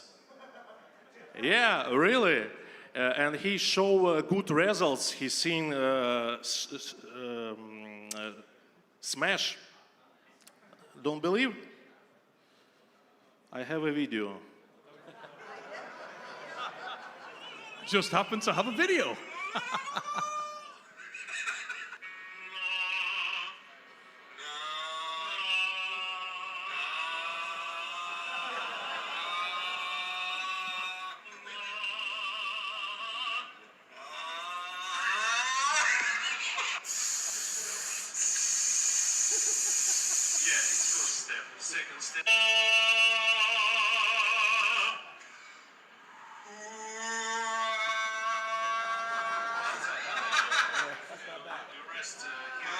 Never studied.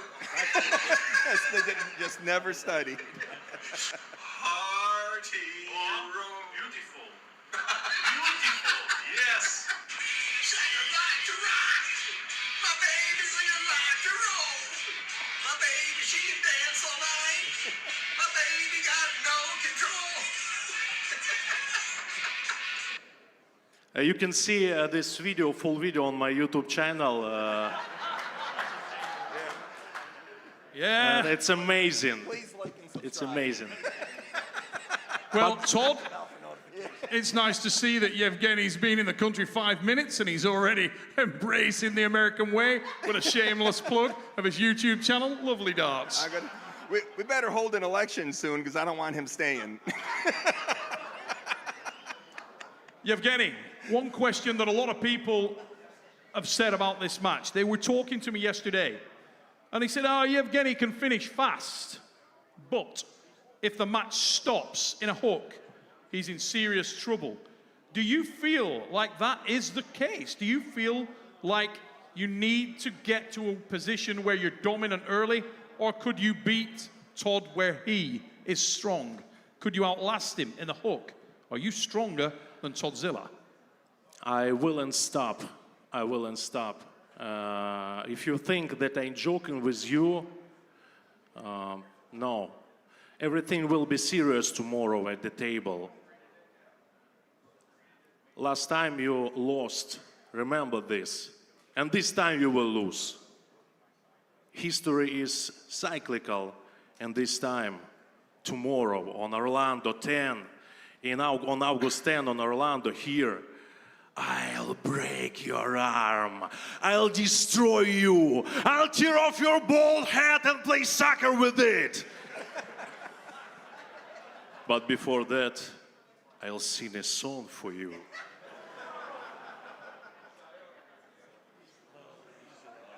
I'm trying to make this go fast. Next my Free fight bird! with Play Uncle free Todd. bird! Hey, I'm seeing. Stop. Next my fight with Uncle Todd. Hey, Uncle. Last time I won Twinkle, you can say little star, how I wonder you can say you lost Irakli and I why won him, you and I are explain you in up detail. above the Please. world.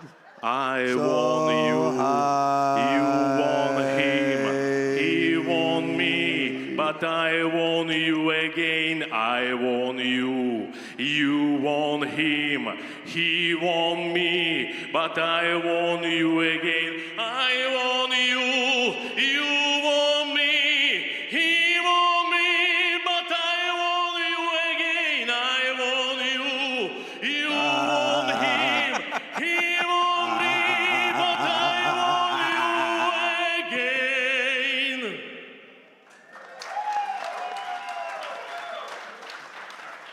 Really,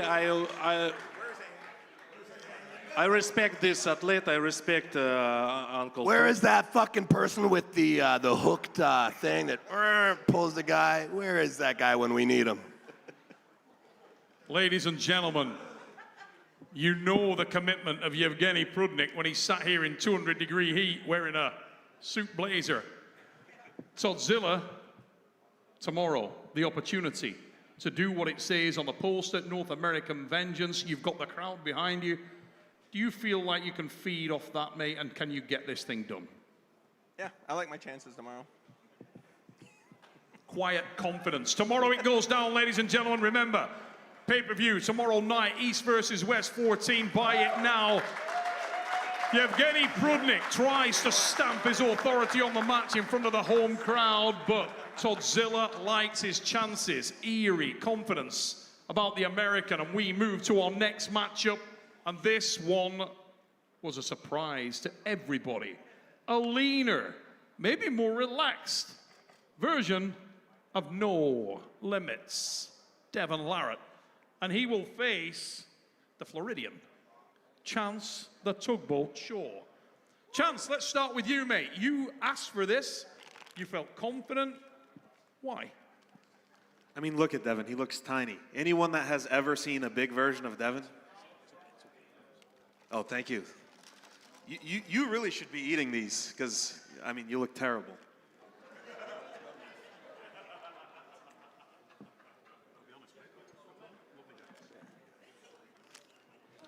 You can't Hey, help that. Delicious. People thought they were coming for an arm wrestling event. It's a comedy show, right?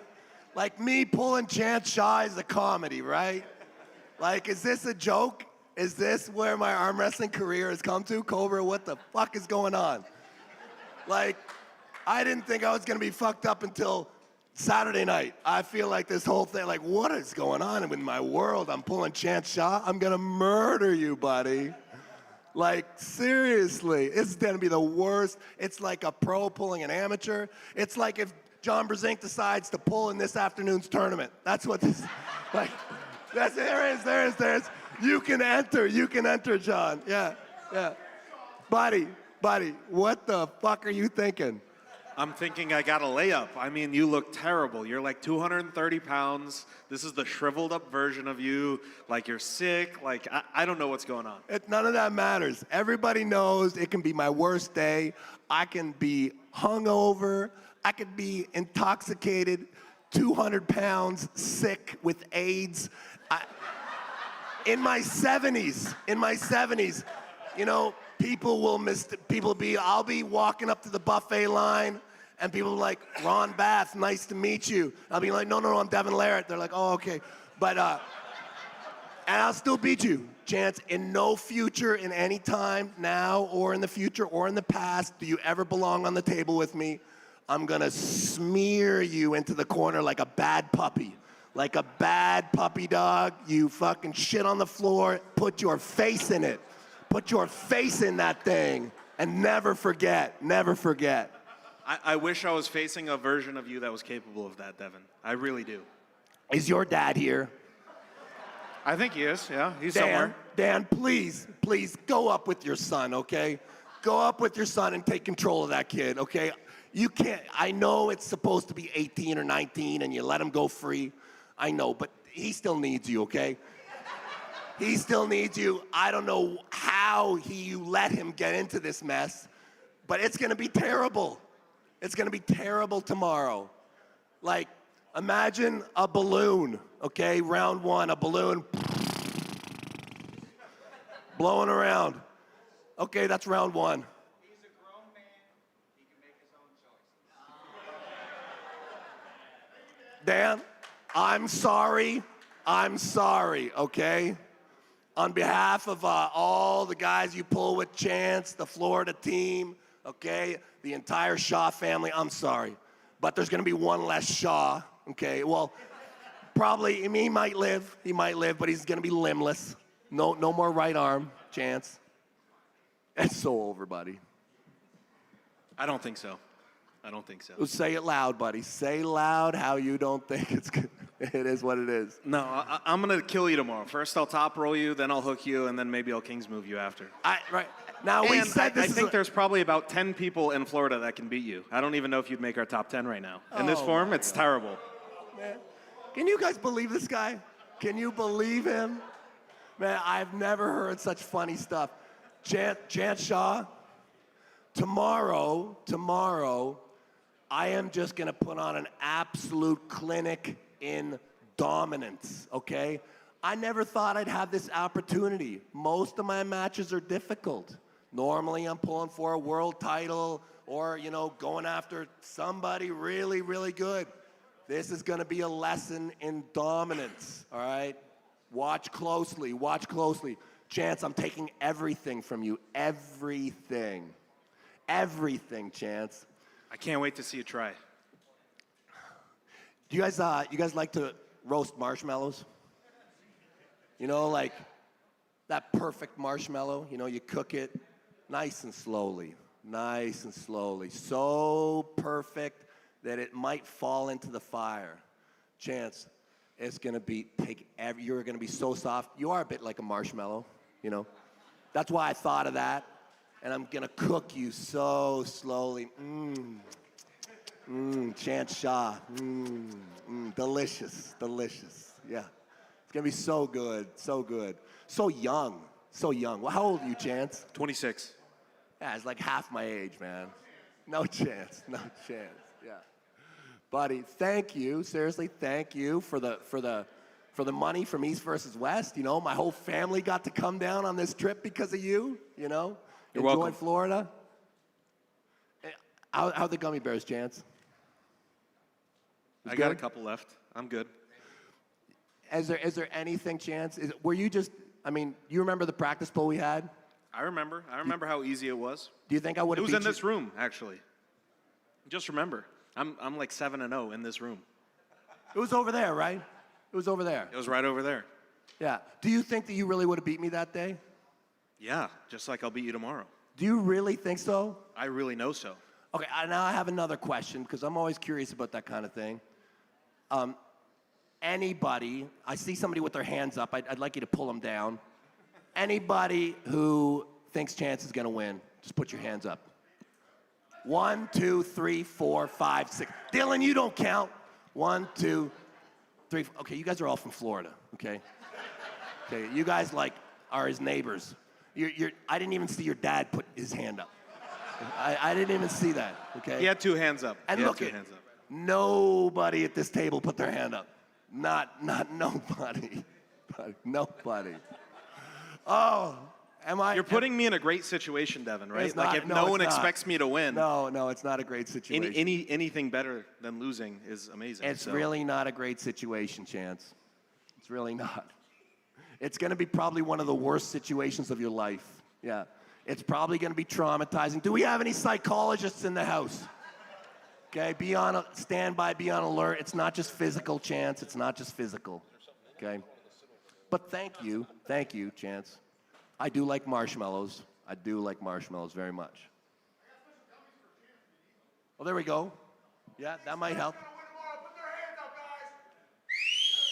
For me? Oh, listen, everybody knows they're going to win. No, everybody, this is implied, guys. There's not a single person out there who thinks Chance is going to win, really. There's like 10. All the people Hey, there's like 10. The people who put their hands up, I'd ask you to say something on Chance's behalf. Yeah, did anybody bet money? No. The odds should be like 100 to 1, right? It should be infinite to 1. It's like infinite, like anything. Like I will pay you for the rest of my life, everything that I ever make, and you give me $1. Yeah, Deal. These are the odds that we're talking about. All right, keep that attitude tomorrow. I got my $1 ready. But listen, it's a good bet. It's a good bet. You get that $1, that's a good bet. I'm sorry, Chance. I just want to apologize to you. I really do. I hope that afterwards you're okay.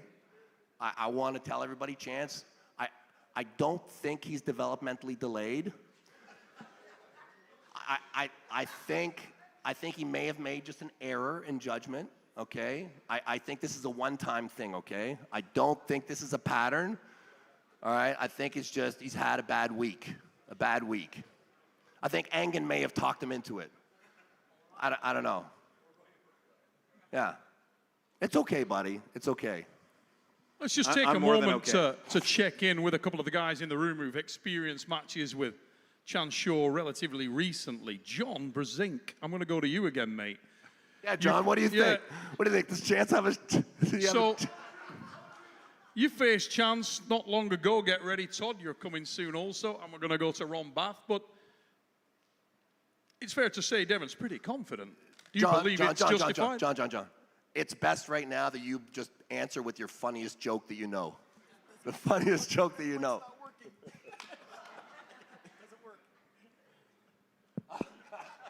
Would you think that the confidence of Devon is justified, or is there more of a risk there than he's letting on? Devon is arm wrestling at 225 pounds. Oh my God! Yeah, 230. Okay, Chance is a capable arm wrestler. Come on, I have to give Chance his due. He's got a chance. He's got a chance. That hurt. Especially look at the pain. You see the pain in Johnson. He's like, oh God. Oh, it's like I honestly don't know where you're at, Devon. We maybe do some practice pulling. Listen, John. Hey, John. Listen, I'm not that strong right now. Like for what you know, I'm not that strong. But I'm telling you, it doesn't matter, right? Right. Really? Todd Hutchings, let's get a little bit of comment from you, mate. You've obviously pulled Chance recently. You know the situation with Chance. He's around 280 right now, fueling up as we speak on a packet of gummy bears. Can he take out No Limits? Wait. If the odds are 100 to 1, I got money. Wait, Todd. Okay. Todd, you're an engineer. What weighs more? 290 pounds of marshmallow? Or 235 pounds of fucking steel, okay? What weighs more? The marshmallows weigh 60 pounds more. Talk about your old-time backfires.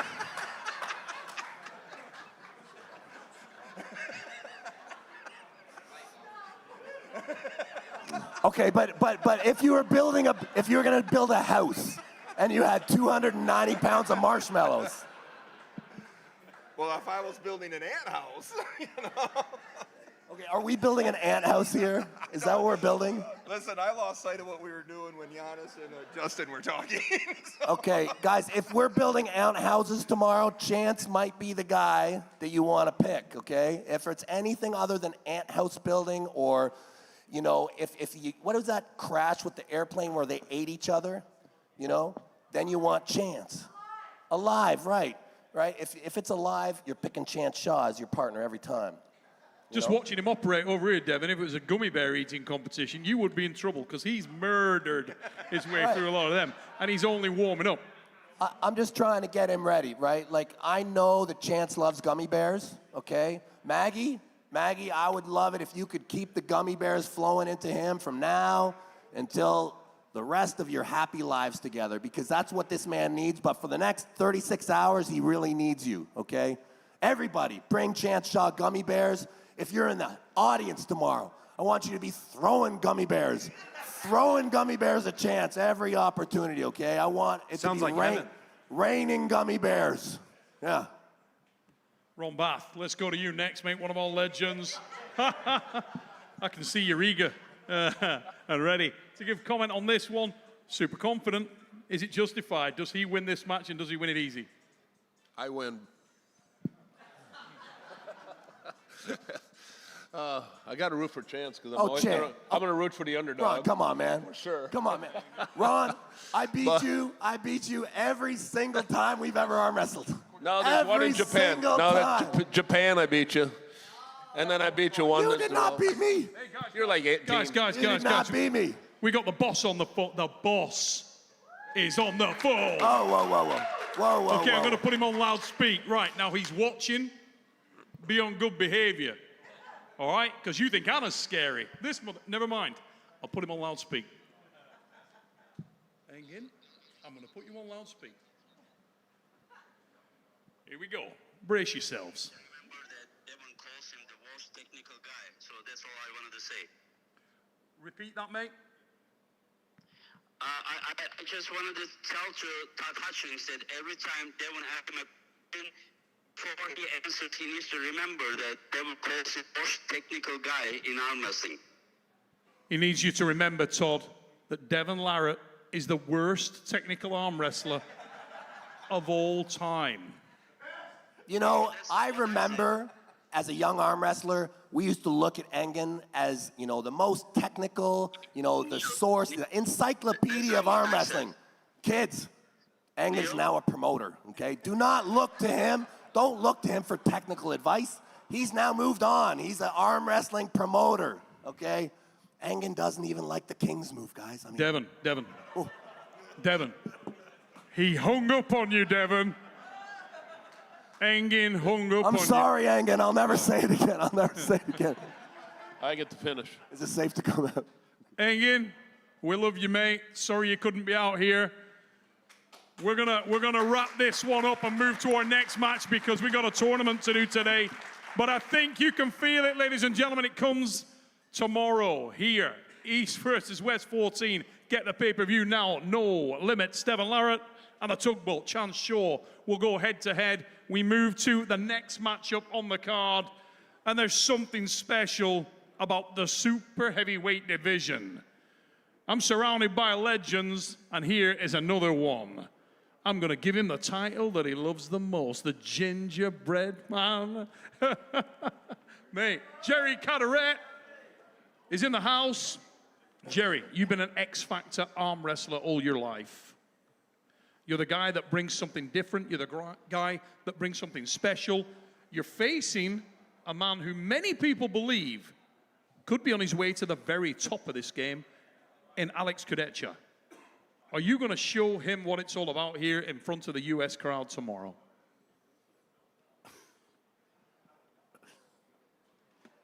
I'm excited that it's here in the United States. It's been a while since I was able to compete in the United States. And having a 3-hour plane ride is a hell of a lot better than flying 11 hours and back 7 hours. And so it's a difference of like 18.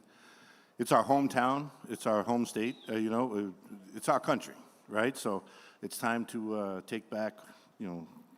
I'm gonna perform like it means everything in me to the world.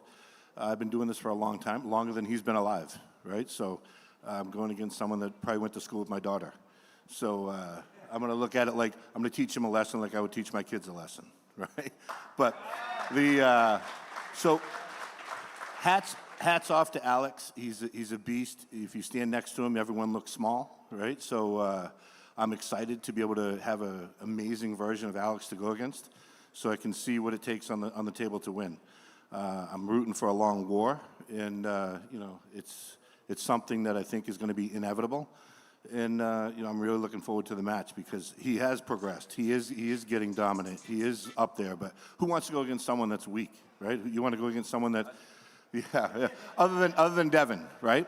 I want to go against someone that's in great shape, and their best version of them is up on that table. And this way, I can show that it is what it is.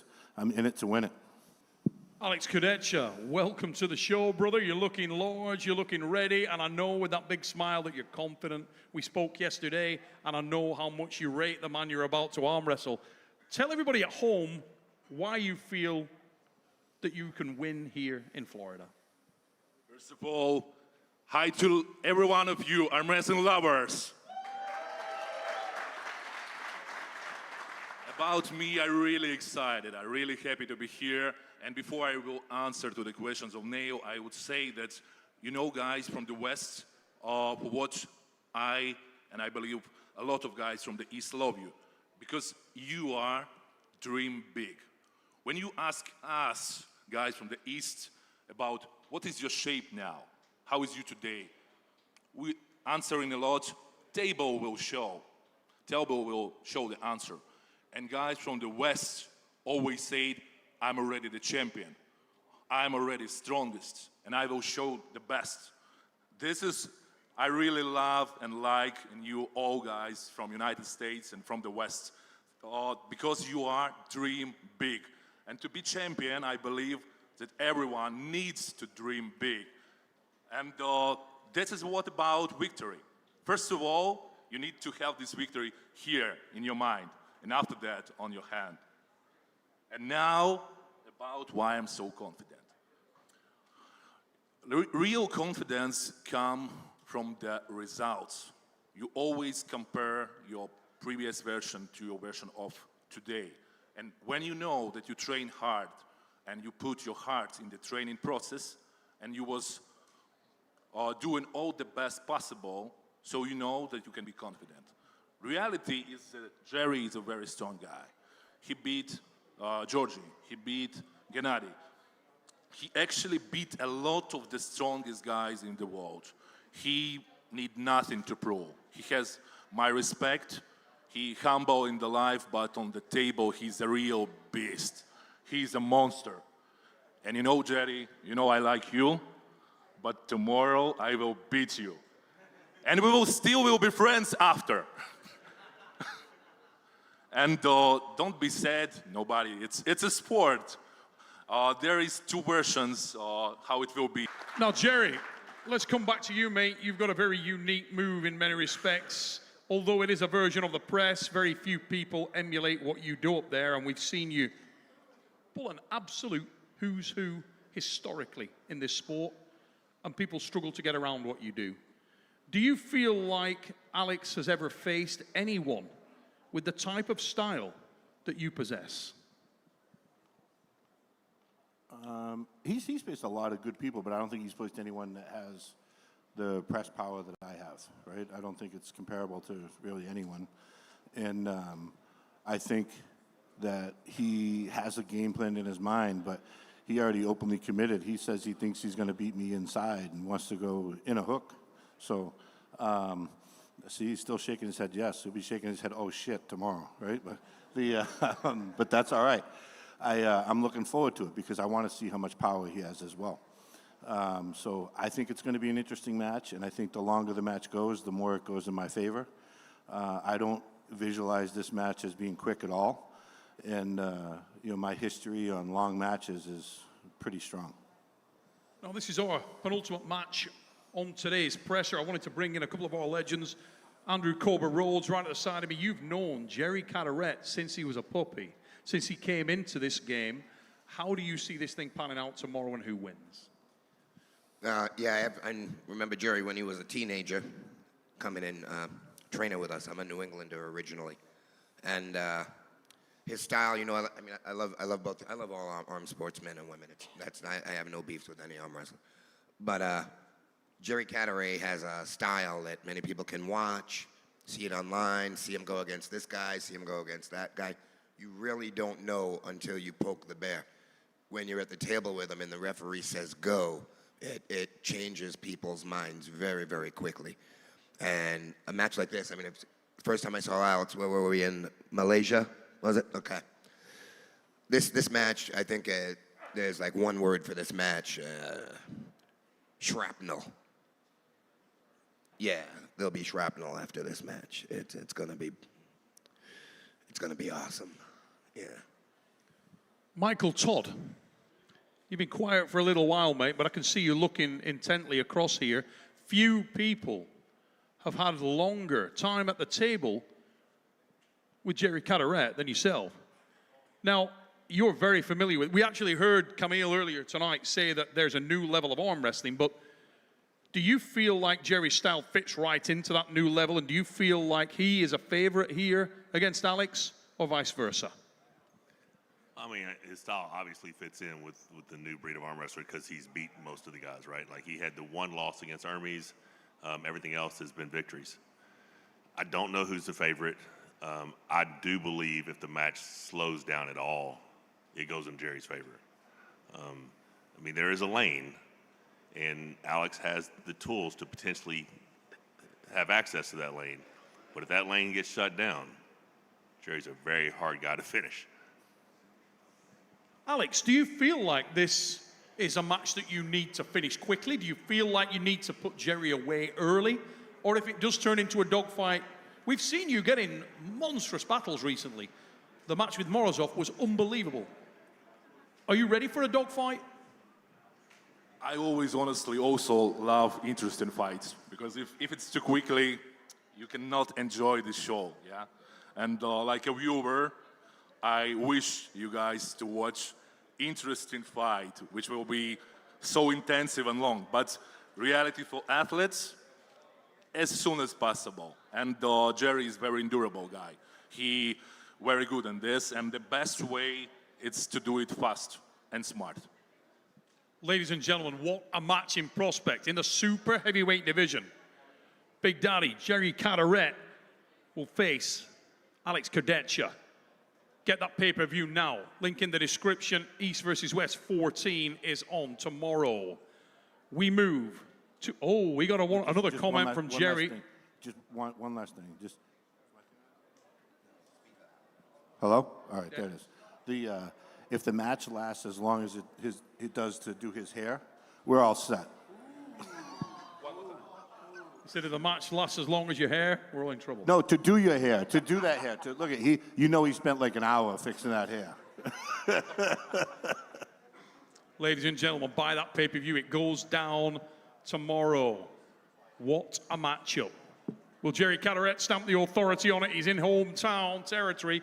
Or will it be Alex Karet on the rise one more time? We move to our next match, and our last match to talk about today. Do you leave the best till last? Do you do in this occasion because the GOAT, John Brazin, is sat just to my right. Another ride out, mate. Another ride out for the arm, and you are facing a very, very young, very, very hungry, and very, very talented strength athlete in Leonidas Arona. Glad to be back in Florida. This is where it started for me on my return. It seems like 2 years ago, but it's probably been 3 years now. I faced Chance Shaw here. And it's been quite a ride. I think a dozen probably super matches since that match. Just trying to hang in there. Yeah, excited to be back in Florida. Yes, Leonidas, new, unknown, up-and-coming stud. I'm ready. So many times, they've wheeled out a new challenger, a new threat, a new guy. And the crossover is bringing in some really exciting talents. And in my personal opinion, this guy is remarkable. He is so focused. Is this the guy that puts the end to that? You've beaten so many of these guys, John. He's big, but I've arm wrestled bigger. I've arm wrestled some giants in my career. So it's funny. When I came here yesterday for the meet and greet in the lobby, even guys like Corey West, I think, man, you're a lot bigger on the internet or up in pictures. So most of these guys, even Kamal, I mean, he's a monster. He's a giant, but he looks kind of small to me. I don't know if it's an illusion as I've gotten older. So now Leonidas doesn't, the muscles don't affect me. I've been there, I've done that, I've seen it. Yeah, I know he's committed, but this go around, I'm also committed. So let's bring in, ladies and gentlemen, Leonidas our corner. Let's have a round of applause for Leonidas. Leonidas, I think before the match with Schoolboy, people weren't sure how much of a threat you represented, and yet, when the match was finished, there was a buzz, there was a hype, there was a positive vibe running through that entire arena at the Green Park because you did something very special. You ignited the place and you made people believe in your potential. And here we are. We wind the clock forward and you're about to face the best of men at the arm wrestling table. Do you feel like you're going into a no-lose environment here against John? Well, first, I really gotta say, even though, John, I don't take it personal, even though I look a little smaller in real life, I'm absolutely fine with that. But it's an absolute honor for me to pull John, to be here. This is my third real super match, and already having a super match with the one and only John Brazin, which is, I can't even describe how that feels to me. It's absolutely amazing. But yeah, I gotta say, I didn't came all the way from Germany again to, I mean, I came to show off. I was training really hard, like I did for Schoolboy. And yeah, Schoolboy for me was a big victory, but if you compare my shape from today against the shape when I had to pull Schoolboy, then I definitely say I'm better, I'm stronger, and I can say that I brought the best package, the best possible package for tomorrow night. Now, speaking to the guys that have been working with you, Kevin Wolf, who's somewhere around the event, has told us how excited he is with your potential and also the rapid progress that you're making in the sport. One of the guys who believes in that is sat right here, No Limit Steven Larett. He's been telling everybody that he believes you're something very, very special. Devin, you want to give us an idea as to specifically why? Well, I guess, you know, you've asked me to comment on Leonidas. What an incredible athlete coming into the sport. What a bright future. Probably the guy with one of the steepest trajectories we've seen. The guy's only been arm wrestling less than 3 years, and he's already facing John Brazin. You know, and the magnitude of this match is kind of crazy, you know. The Olympics just celebrated a guy who won 5 gold medals, 20 years of dominance, the greatest Olympian ever. We got a guy right here who's double that. He's double what the greatest Olympian is. In my mind, forget arm wrestling, probably one of the greatest athletes that's ever lived, John Brazin.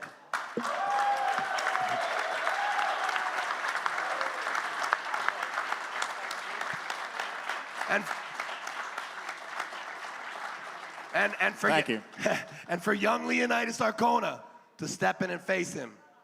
Dies ist ein sehr wichtiger Kampf für Deutschland. Ja, du hast einen jungen König hier. So pass auf. Es ist ein sehr wichtiger Kampf. Ja, pass auf Deutschland, pass auf. Yeah. Er kann es vielleicht tun. Er kann es vielleicht tun. Ich glaube, hat den Kraft. You heard it, guys. Watch this. It's about to go down. We are seeing an emerging talent. We're seeing the best of us try to put the brakes on. What an engaging environment. I want to come one more time to our legends, starting with Ron Bath. Ron, you've been so closely, intrinsically linked to the journey of John Brazin. What has made this guy so special? And on the back of that, do you think he's got enough left in the tank to slow the roll of the phenomenal athlete sat just to the side of you? Well, first of all, it's always an honor to be compared to John. But in all honesty, there is no comparison to John Brazin. If John Brazin was not here, this sport would be set back a little bit. He drove the sport. Without social media, he forced everybody to have to become better. If you gripped up with John in the late 80s, 90s, 2000s, it was like a vice grip and his wrist and hand. And if he wanted to win, he was going to win. I was blessed to get some wins against him, but not close to what he did for me. No, we are honored to have the legend John Brazin, the greatest of all time. And as far as I'm concerned, if you ever look up arm wrestling in the dictionary, his picture would be there and should be there.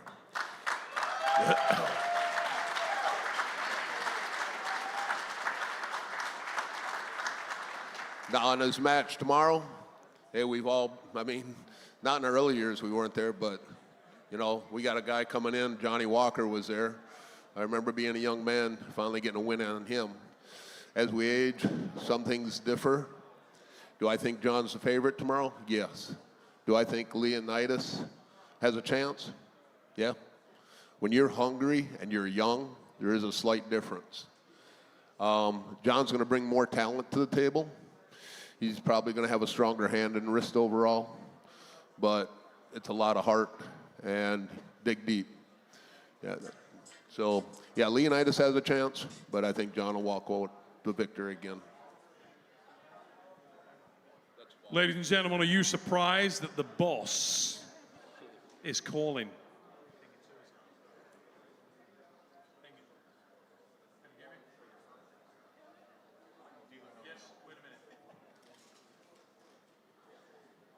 Obsessed with arm wrestling, you're awake in Istanbul. You are wide awake and you want to address the crowd. Here we go, Engin, you're on. Yeah. Leonidas with left arm would kick Leonardo's ass. One more time, Engin. I say that Leonidas with left arm would kick Leonardo's ass. He said that with the left arm and the right amount of gummy bears, Leonidas would kick Devin Larett's ass. Neil, listen to me. Neil. You're on, brother.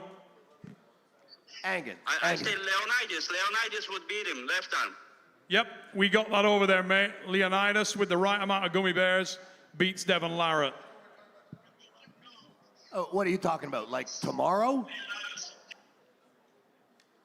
He hung up on you, Devin. Yeah. Listen, Engin, don't put so much pressure on the young man, okay? He's already facing John Brazin, okay? He doesn't need to face me also. That's a little bit of extra heat. Leonidas, disregard Engin. You have a job to do, okay? Stay on target. Don't start messing with me at this point. You have a job to do. Yeah, of course, I will not, because I will not fight you this evening, this night, because if Devin is going to start, we will sit here until tonight. So the fight is going to be against John and me tomorrow, because we will have some fun, Devin, but not yet, one after another. Hey, but listen, you don't actually believe anything that Engin tells you, do you? You know Engin gets people into all sorts of trouble. Isn't that right, Chance? You got to be very careful with Engin. Very careful. Don't make him make you into the next Chance Shaw. Okay? That's a bad place to be. Whatever Chance tells you about how good it is, it's not. I mean, Devin, first you gotta beat Chance tomorrow, but like I said, I will not start the fight with you right now, right here. Ich würd dir töten, Leonidas. Ich würd dir töten am Me? Tisch. Okay, now we start talking German or what? Ich würd dir töten am Tisch. Ladies and gentlemen, let's bring the focus back to the match in hand. And I want to just go over to Cobra Rhodes. Cobra, a legendary figure in the sport yourself. You sat next to the man, John Brazin. He goes back to work tomorrow night in what he does best. What are the keys to victory for John Brazin here when he's facing someone this powerful, this young, this hungry? How does he get around him? You know, Leonidas is obviously, he's a package of dynamite, but this gentleman to my right here is like the best guy that's ever put chalk on his hand at the table. Like, I mean, we all know that John is great. John's the GOAT. John is always on the dance floor. It takes two to tango. You gotta have two people dance, right? John knows all the moves, and there's levels to this thing. It's gonna be a great lesson for the kid. But no one's done it better. I'm honored to sit here beside this kid because, damn, he's good. There'll never be another man. There'll never be another. Y'all, you kids in this room right now, take a look. This is greatness. It's super, super exciting. And, I mean, you tell your kids about this stuff. It's John Brazin, man. This is feeling like a retirement party for me here. What's going on here? You guys sending me out of here after this match? Yeah, but I expect an exciting match. I love to see John get in trouble and see his wheels working. He finds a way. That, uh-oh. Oh my God, the boss is ringing, ladies and gentlemen. This is scary stuff. He's gonna get in. Pass that down. Wait a minute, Engin. Devin wants a word. Oh, come on.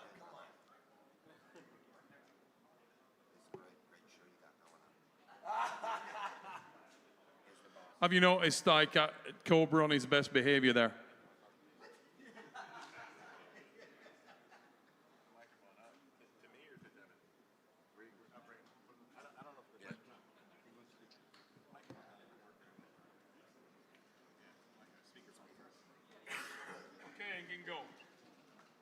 Okay, the last one. I want to apologize both Shane's show and Leonidas for setting them a trap and then causing them to be victimized by the two legends, you know. Okay, take care, guys. Thank you, Engin. Little personal message there to Chance and Leonidas. John Brazin in the house, ladies and gentlemen. On your feet. On your feet for John Brazin. Come on up.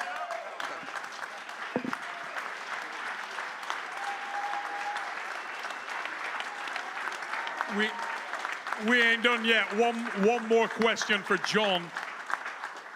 And this is a personal question that I'm interested to know about. John, only a couple of months ago, mate, we were in the airport in Istanbul. We were making our way through security. And you were talking about your level of interest, your level of excitement, mate, as we walked there. When you look across the table now at Leonidas tomorrow, do you believe that this can reignite that? Is this exciting for you? Do you still love this when the young men are coming to challenge you? It's never gone away for me. I've had to make some crazy adjustments in the way I approach the sport as I've gotten older, which all of you will read into your 50s and 60s. But yeah, I always come back. I always say that's going to be my last, and I'm done. And all it takes is a phone call from Engin, and I'm back, and I get excited, and I get re-energized. This last 6 months, at plenty of times I was going to quit, but then he offered Leonidas, and it was like, the juices just start going, and I'm like, okay, figure out a way. Just start doing, It's always a big experiment, right? As you get older, you change things up a little bit, and so I'm trying to get the proper mindset to be more aggressive this time around. I know I can't do the endurance game with Leonidas. I have a hard time walking up the stairs without getting winded, so it's hopefully going to be, I don't want to use Michael's terminology, but it's a new version of me, and it's going to be mentally a challenge, but I'm going to try to be the old John that's aggressive, and he's going to feel a little jolt from me, hopefully this go around. I'm not going to be hanging on. And one more personal one to finish, mate. As we sit up here and you look along the line and the way that every single one of these men that have given their life to the sport look at you when they look at you. You're not allowed to go anywhere, brother. Not allowed to go anywhere. Ladies and gentlemen, that concludes our press conference. The second part, we're going to face all the card off now in just a few minutes' time. Do not go away. Face-off will come right away. And if you've forgotten, it's tomorrow. East versus West 14. North American Vengeance. 17 super matches. 12 nations represented. Get it now, guys. And we'll see you again in a few minutes.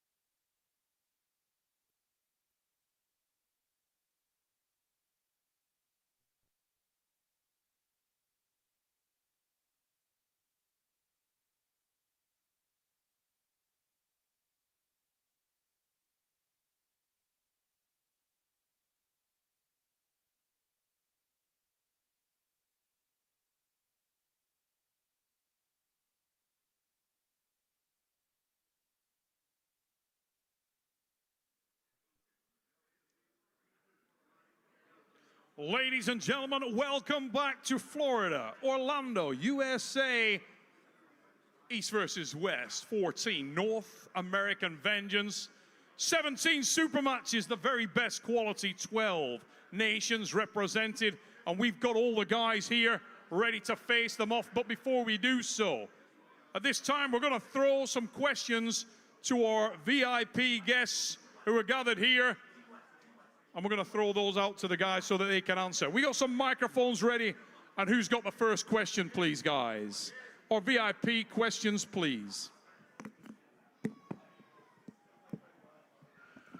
Hey. Good afternoon, everybody. I'm going to make this quick because I know everybody's burning up. I'm probably going to shock the crap out of some people. My question is for Ryan Belanger. My name is TJ. I run a team out of North Carolina. And Ryan, we used to be peers. And you've left me behind, and that's fine. But I want to ask you, sharing the stage with one of the best cards that's ever been assembled, arguably the best card that's ever been assembled, here on our soil, how does it make you feel with all of these legends? It's very hard to put into words, but I'm just honored to be here. Like you said, full of legends, including this guy right here. I mean, it doesn't get any better, man, to make a debut. So I don't plan to show up and put some smut in my name. So yeah. Go get him, John. Thanks, Ryan. Yes, sir. Ryan Belanger, ladies and gentlemen. Next question, please, ladies and gents. Oh, hey, this is Dong. I want Devin and Todd Hutchings. Okay, you guys come together. Devin, come So on, we've got man, a you question for No Limits, Devin Larett. He's making his way I got a out question here for right you. now. Hey, let's sing a song for Prudnik and Chan Shaw, right? Remember? Did you say we want to sing a song for who? Prudnik and Chan Shaw. Oh, for Prudnik and Chan Shaw. Yeah, look at me in the eyes. Look at me in the eyes. Right? We go. I'm not a very good singer. But it's an easy song and Welcome America Oh, song. okay. Easy You ready? song? Easy song, right? You ready? Na na na na na na na. Hey, goodbye. Na na na. I like you, Dom. You're one of my favorite guys, Dom. He's a good guy. Thank you, like buddy. It? You like that? Yes, yeah, thank you, Dong. Next question, please, guys. Next question. Hi, my name is Daniel. My question's for John Brazin. John, you want to make your way out here? John Brazin, ladies and gentlemen.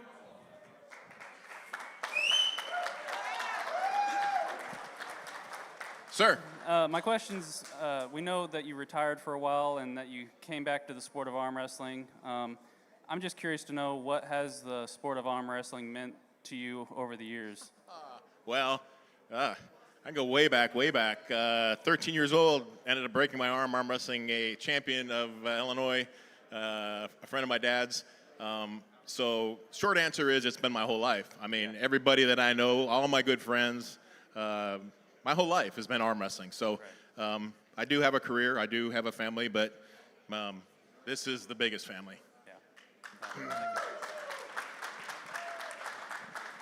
John Brazin, ladies and gentlemen. Next question, please. For Mindaugas. Mindaugas, from one goat to another, just a regular goat. Mindaugas Tereceres. Yes, I'm listening. My friend, will you come to Mexico to a super match with our stars in Mexico? Oh shit, yes, of course. Let's do that. Thanks, Mindaugas. Let's go, Mexico. Thanks, Mindaugas. Thanks. And our next question from the VIPs. Hi, my name is Steve Fernandez. I'd like to have a question for Camille Jablonski.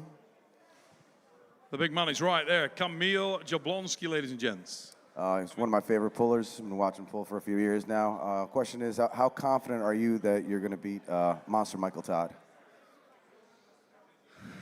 I think I'll be very confident about that.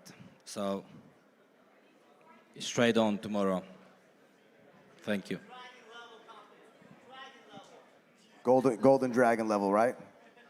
Fast like fire. Yeah. Just look, like I don't use my right arm, but just look left one, yeah? Just say go. Let's go. Yeah, that's my Cheers. man. Our next question, please, guys, for the VIPs.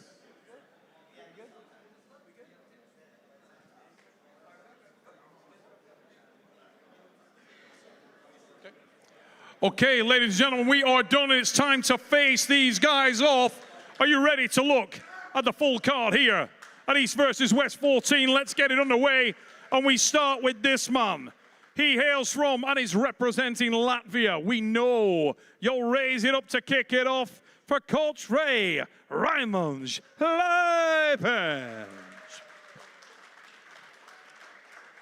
And his opponent hails from the United States of America. Carolina is the home of the mighty Ryan Belanger.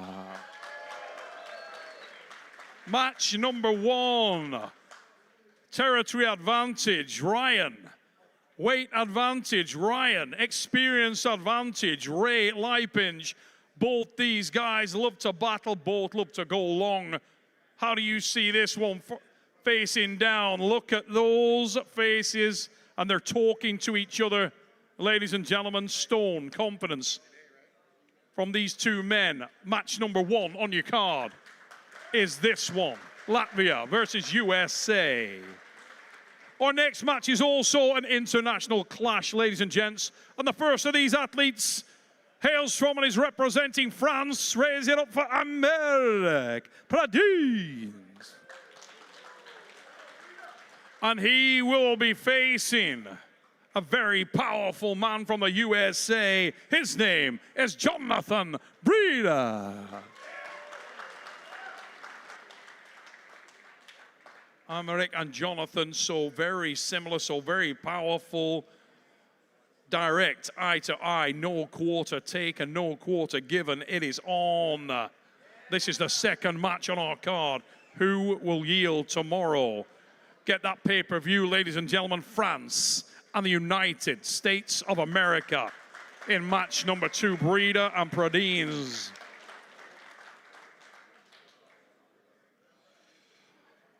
Ladies and gentlemen, welcome, making her debut, Alexandra Zarova. First ever super match for Alexandra.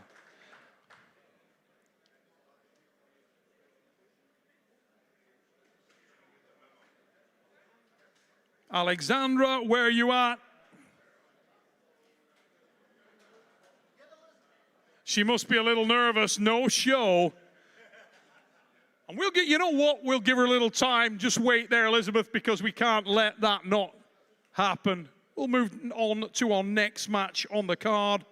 And it is between two excited, pumped up individuals. The first of them is this man. He's on the rise. He's making a name. And he is definitely talking the talk. Hunter Knopfs.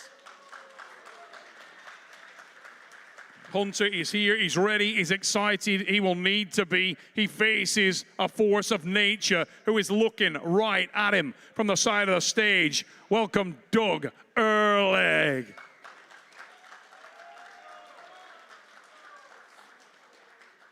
Showdown, size up, Knopfs and Ehrlich.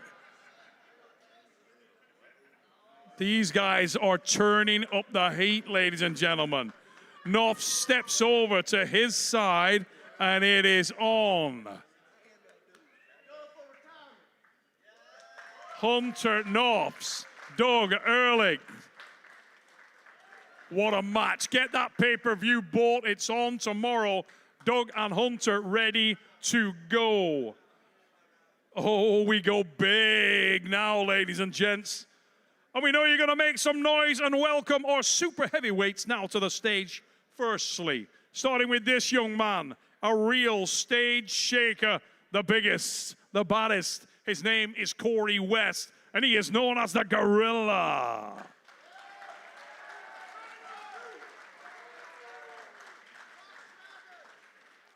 And ladies and gentlemen, he told you he would blow this stage up tomorrow. He hails from the United States of America, the Beast. Travis Bajan. Travis Bajan, Corey the Gorilla West. Here we go. Left-handed super heavyweight division. The first up close and personal encounter that these guys have had opportunity to breathe on one another and take in what is about to go down. And you can see the confidence exuding from both men. Bajan, West, it's the supers. On the left, it goes down. How did I not get a question? All you VIPs are dead to me. Ladies and gentlemen, Travis the Beast Bajan, Corey the Gorilla West. If you haven't got the pay-per-view bought, now is the time. Let's go. Ladies and gentlemen, if you want to see a match go long, look no further than Vrej Sedrakian. He is here and he's ready to make his name known at East versus West. And Vrej's opponent will be from the United States of America. He is a left-hand specialist, and his name is Mr. Paul Talbert.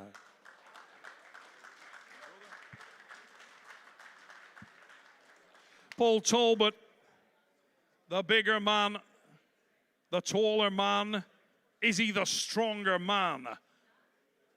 No eye contact from Paul. The respect, he's all about it. Vrej looking straight at him. They will go head-to-head tomorrow in what promises to be a hellfire battle. What a match this one is, ladies and gents. Who do you like?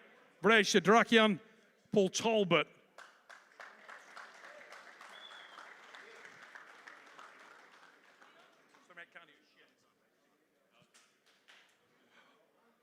We will take a little step back. Alexandra has come into the house.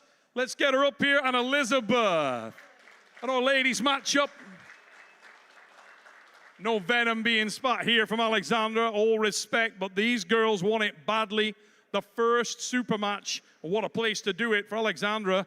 And we've seen this girl before. Elizabeth is powerful. Number one over here and wants to stamp her authority on that match. It goes down tomorrow. Who do you like, ladies and gentlemen? These are your ladies who will contest the match at East versus West 14. It's on.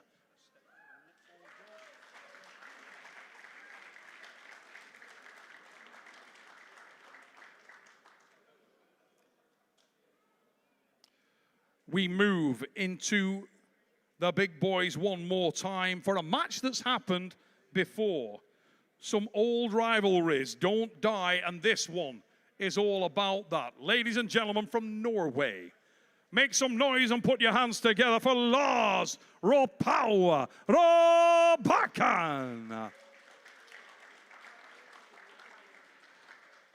And he will be trying to tame the wild horse from Canada, Matt Maas. Here we go, the wild horse and Lars Rorbaken, two big boys. They've met before. They meet again at East versus West 14 right here in Florida. Intensity brought by both these men. Who will rise in Florida? Mask, Rorbaken. You can feel the intensity coming off these two athletes. Thank you, guys. Step forward, look forward, and let's get this thing ready. The wild horse, Maas, Lars Rorbaken of Norway. They met before, they meet again. It's on. Talking of old rivalries, here is another one we've seen before, and it was hellfire, starting with a multiple world champion from Latvia. Please raise it up and show your love for the Jedi, Jannes Amolin.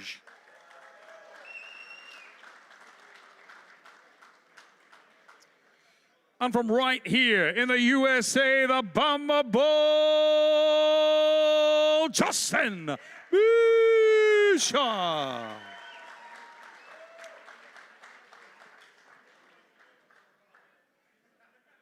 Justin Bishop, the Bama Bull, the Jedi, Jannes Amolin's old adversaries. We've been here before. Who will rise? At East versus West 14. Thank you, gents. Look forward. Let's flex them and get this one on. It goes down tomorrow now at Bama Bowl and the Jedi.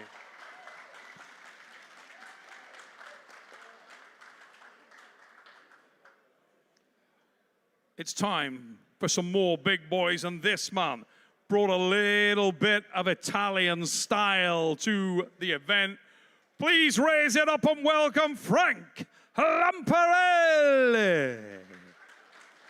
The smiling assassin from Italy, Frank Lamparelli. And a chance to really certify the name as he will face easy money Dave Chaffee from the United States of America. These guys never met before, Chaffee and Lamparelli.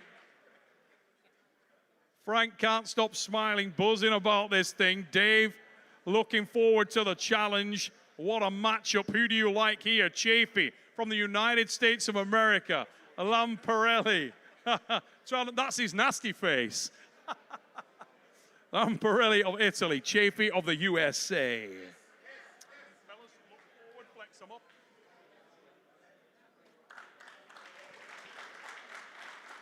Dave Chaffee, easy money, representing the United States of America.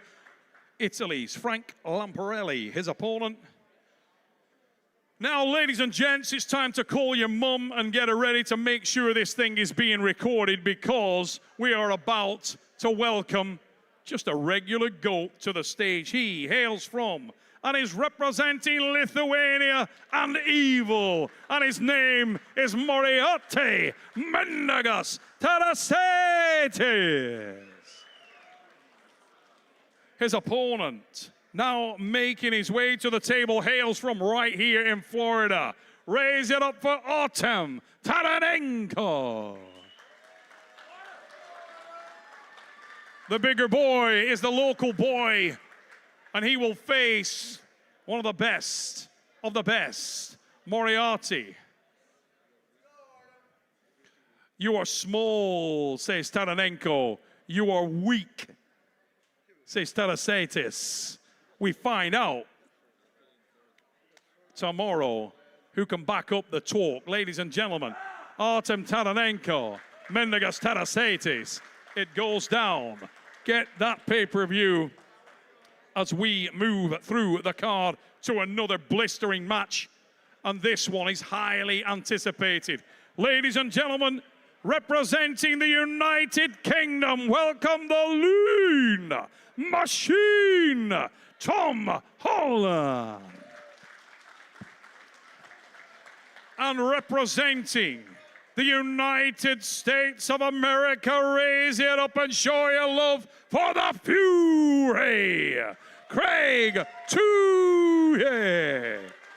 Let's go. What a match, ladies and gentlemen. The Fury, Craig Tuller, Tom, the Lean Machine, Holland. If you ain't bought it, you should for this alone. What a matchup. Look at the face on these two athletes, straight through each other's soul. Tomorrow, we decide it. Holland and Tuller.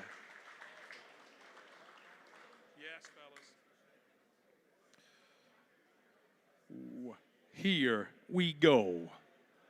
Ladies and gentlemen, I'd like you to welcome this man now making his way to the stage.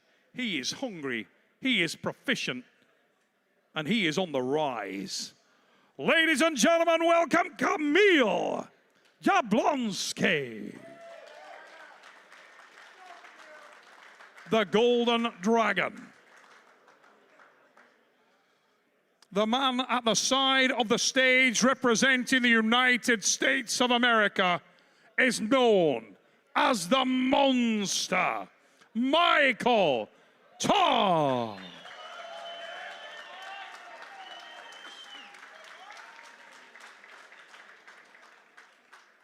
Michael Todd, Kamil Jablonski, it is on.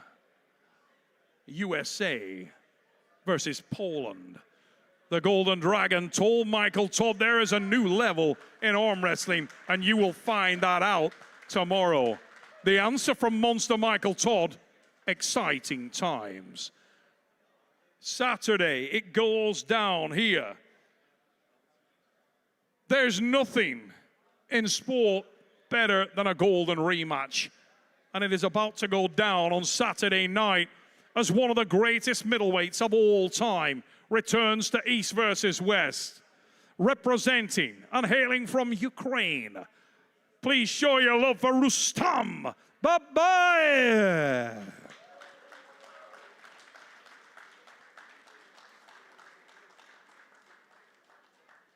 Looking solid, looking powerful, Rustam Babayev. We were about to find out off camera exactly how good he was in the hurdles, but he decided to take the easy route. Rustam Babayev. And his opponent hails from and is representing the United States of America. He is one of the most popular athletes in the sport. Welcome, the mighty White Oak, Mr. Paul Linn. Paul Linn, Rustam Babayev, it goes down one more time. North American vengeance. But Rustam Babayev is looking for vengeance of his own. Neither man wants eye contact. Both remain respectful, but so very focused. Paul Linn, Rustam Babayev. Get ready, ladies and gentlemen. Tomorrow night it goes down.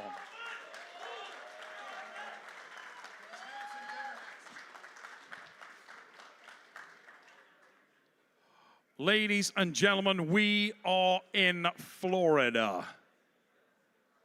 And that is the home of a special young arm wrestler who wants to show everybody at home and everybody here just how special he is. Ladies and gentlemen, raise it up for the tugboat Chance Shaw.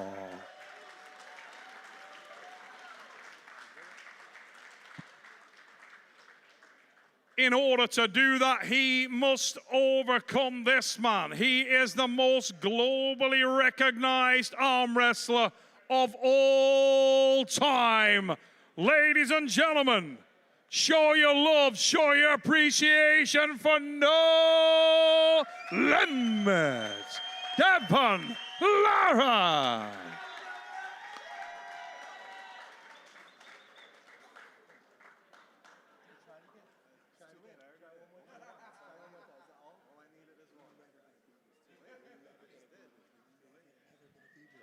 I'm gonna fucking kill you in front of all these people. Why don't you just touch my hand? Just touch it. Just touch my hand. I know you want to touch my hand. I've touched your hand plenty of times. Ladies and gentlemen, no limits, Devon Larett, Chance Shaw. It will go down tomorrow night if you want to see whether the confidence is justified from No Limits. Chance, you keeping a calm demeanor here? I'm very calm. It's just some bum in front of me. I'm facing a YouTuber.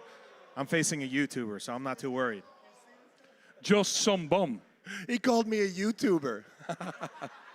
Dude, I'm even better at YouTube than you. And I'm not even that good. I'm not even that good. Yeah. It's not even my specialty, man. I'm going to destroy you, Chance. I'm going to fillet you. I'm going to lay you out like a carcass in front of all these people. Yeah. Oh, you will. You will. Ladies and gentlemen. I'm going to fucking break you. I am. I'm going to break you. No. There's no we'll see. Oh, my God. I can't believe you're still standing here and saying this shit. I can't believe it, man. It's like, get your dad again. You need your dad up here. Man, I'm going to beat your kid up tomorrow night. Seriously. You need help, man. You need help. Team West. Team West. Ladies and gentlemen, No Limits, Devon Larett, the tugboat Chance Shaw. It will go down here tomorrow night. And we move on to the next match on the card. And it is an international matchup that we have seen before and so want to see again. Firstly, this man represents, and he's hailing from Ukraine. Raise it up for Yevgeny Prudnik. The singing superstar Yevgeny Prudnik of Ukraine, and his opponent hails from the United States of America and is known as Todd. Mr. Todd Hutchings.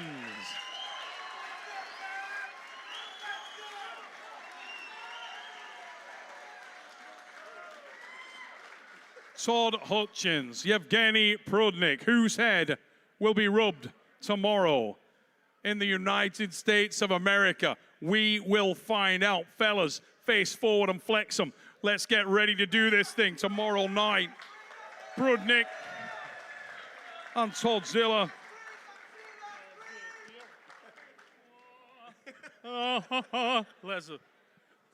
Ramen noodles. Ladies and gentlemen, Toddzilla, Yevgeny Prudnik, tomorrow. It goes down. Buy it now. Our next match pits the old against the new. Pits power against experience. Pits Leonidas Arona against the perfect storm. Mr. John Brazin, ladies and gentlemen. Let's welcome these athletes up here now, starting with Leonidas Arona. Crossover is a wonderful thing, and this man has remarkable strength pedigree. Do I need to tell you guys to get on your feet for the very best of men? Ladies and gentlemen, John Brazin, the perfect storm, and Leonidas face off now, but tomorrow is when it will go down.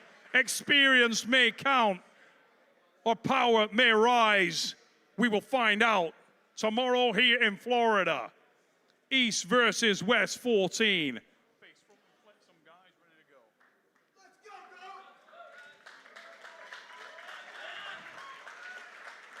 Here we go. East versus West. Our penultimate matchup on tomorrow's card. Last, but by no means least, we will be in the men's super heavyweight division for a classic showdown between two true giants of the sport of arm wrestling. Firstly, this man. He is a truly massive potential in a massive individual.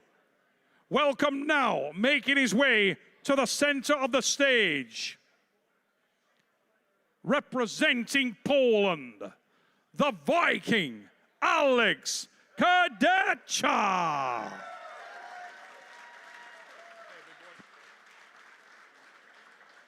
And his opponent is an arm wrestling icon.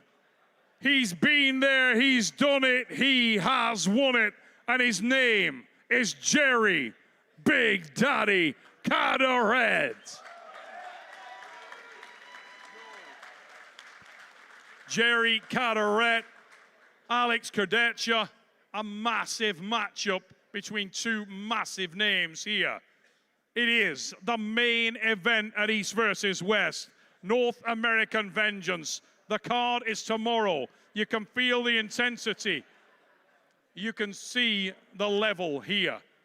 Pay-per-view in the description. Hit the link and get it. Jerry Karet, last thoughts going into the matchup. Look at the size of this boy. Look how well dressed he is. Actually, I didn't notice that. He is wonderfully dressed. That is a good point. Alex Kerdetcha, you get a chance to topple a legend. It will be a good match. Wish you all the best. Ladies and gentlemen, here we go. Karet and Kerdetcha, North American Vengeance. It's almost time, ladies and gentlemen. It is almost time. Get the pay-per-view.